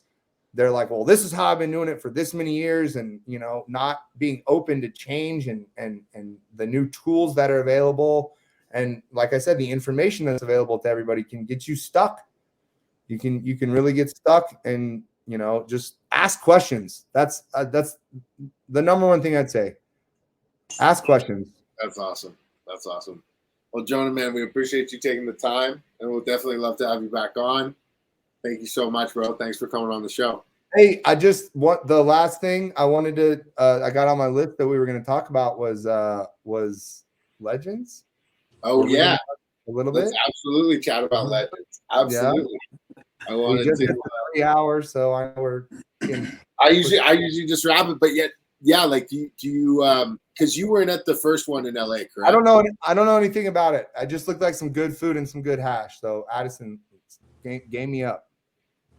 Yeah, Legends is an invite-only dinner, and it started in Amsterdam, I think 21 years ago. Holy shit! Yeah, it was originally with it piggybacked on the High Times Cup. Okay, so it was kind of like the ego clash of the High Times back then. Yeah, it was like the original version of that. So it was what it came out of was a lot of people being in town that were all top-level breeders, smugglers, hash makers that would always have head stash hash on them. And they all kind of came together and started having it after the event or during the event sort of dinner. And it was just a small time, started very small hash dinner. And it was then became a contest that sort of started was built around a pilgrimage in India that would, they'd walk through, all these babas would collect as they'd go to this point. And when they'd get there, they'd all break out their hash, and whatever village they were from, would just whatever. charas, like just hand charas, like going through areas. Yeah, this is like, yeah, pretty much. I think that would be like what would be around most. So that would be, it was kind of built around that with that tradition, a lot of like steeped heavily in the tradition of like hash production, breeding for hash, different stuff like that. So the originators of it, the guys that started it are Sam the Skunk Man and Marcus, BC Bubble Man. Yeah. So we have 800 Pounds Mantra, which is our management consulting company. And Marcus is a good friend. And we were talking about, like, hey, like, we'd love to bring this to life in the United States. It fits into the other stuff that we're doing. And then Marcus wanted to mainly be able to figure out a way to keep it culturally relevant and intact, but then also be able to monetize it, put a website together, get some of the t-shirts out, and just kind of like, open people's eyes up to Legends Dinner and what Legends is. And it's got a great message too. It's really about like the culture of hashish and production. So the dinner is a traditional Lebanese dinner that's catered. And then this year we're going to have the dinner we're adding some different components to it, and there'll be another 15 makers invited. So there'll be 40 makers this year. Last year was 25. And then the original 25 makers from last year are coming back because now we're adding a full judging panel and a bunch of other stuff because everyone's able to bring, their hash. And then, legally we can all have a nice dinner and have hash together and kind of hang out. So, but yeah, it's a pretty cool event. This year we'll have the dinner with everything that goes on the first night and then come back the next day at brunch. And then there'll be a brunch and then a sesh, and then there's a award ceremony where we can, come out with all the understanding of like all the judging stuff. So Nice. yeah, but indoor, outdoor, it'll be pretty cool. It's much bigger this year. I think it'll be 250 people total the second day. From the first day is 150. So look at this. Man's. Look at the time. The future. Yeah. The future. Where is it? It's down in LA. Yeah, it's gonna be in Los Angeles, December 2nd and 3rd. Okay. Yeah. Jameson and I were talking. It's that's the same weekend as the Regen camp. Oh yeah. Yeah. We're stoked. Me and T are gonna be doing like a road trip down to Legends. So we're gonna start. I'm gonna fly into Santa Rosa, and then we're gonna kind of make our way down in the week leading up, and then we'll all converge with everybody. Have they nailed a date? I tried to look after we were live the other day about if they've nailed a date down for Emerald yet. Yeah. And I don't think that they have. Yeah. So I've heard some things, but I really hope it's the next weekend. That would be rad to just come down and then cruise back up. But I mean, the Regen camp, Legends, and Ego / Emerald. I would really hate it if they did all those the same fucking weekend. That's overwhelming. Yeah. That's too much info, and then I feel like you're really spreading out your makers and like the people really in the industry. I mean, yeah. So. Yeah, I mean that assumption would make sense if we were all collectively conversing and talking about like when these events would be and all those things, because that just doesn't happen. It's like any other industry does. Yeah, I wish that that other event guys that are in the hash game would say, hey, this is when we're going to be doing our stuff. We just want to let you guys know, and we want to respect when you're doing yours. So let's coordinate a bit before we set anything in stone. But that doesn't happen. It's more or less just like, everyone just there's really no place to be able to kind of communicate that stuff. And it's when you try to, you don't get any communication in return or anything like that. We just tried to, for Legends, we just tried to be like, hey, this is what our intention is. We're going to announce it as soon as early as possible, so people know. And here's the dates. Here's when we're doing it. Yeah. And that was kind of our approach to it, because we felt like there was no other way. But I wish there were more communication. But I don't need exact locations or anything. But roughly how far away is it from like Huntington in LA? It's going to be downtown Los Angeles, so it's in the green zone downtown. Okay. Yeah, I know. LA's like Atlanta. You can be like, oh, I live in LA or Atlanta. It's like, bro, you live an hour and a half away from me. No, so LA, what's different in LA is it'll take 2.5 hours to go 21 miles. Yeah. Oh, it's not really that big. It just has a lot of people in it. You'll go three exits. You'll go 3-4 miles in an hour if you're lucky. Yeah. Oh, it's brutal. Yeah, but this is literally downtown Los Angeles, and that's a certain blockage area, and it's in the green zone. So it's not it's pretty. There's a lot of hotels around it. You can Uber to and from it from the hotels pretty easily. Yeah, we had it there last year. It's just a bigger space than we used last year. So cool. Fucking A. Stoked. No, well, Jonah, I appreciate you taking the time. You got a beautiful kid there. That's awesome. And yeah, man, thanks so much for coming on. Dude, thank you guys so much for having me. Yeah, Moth was amazing. Great event. Appreciate you. Yeah. Looking Stoked, forward to doing it again. stoked for more shit. Appreciate it. Absolutely, bro. Take All it right, easy, thank you. everybody. Don't forget to like and subscribe. Cheers, everyone.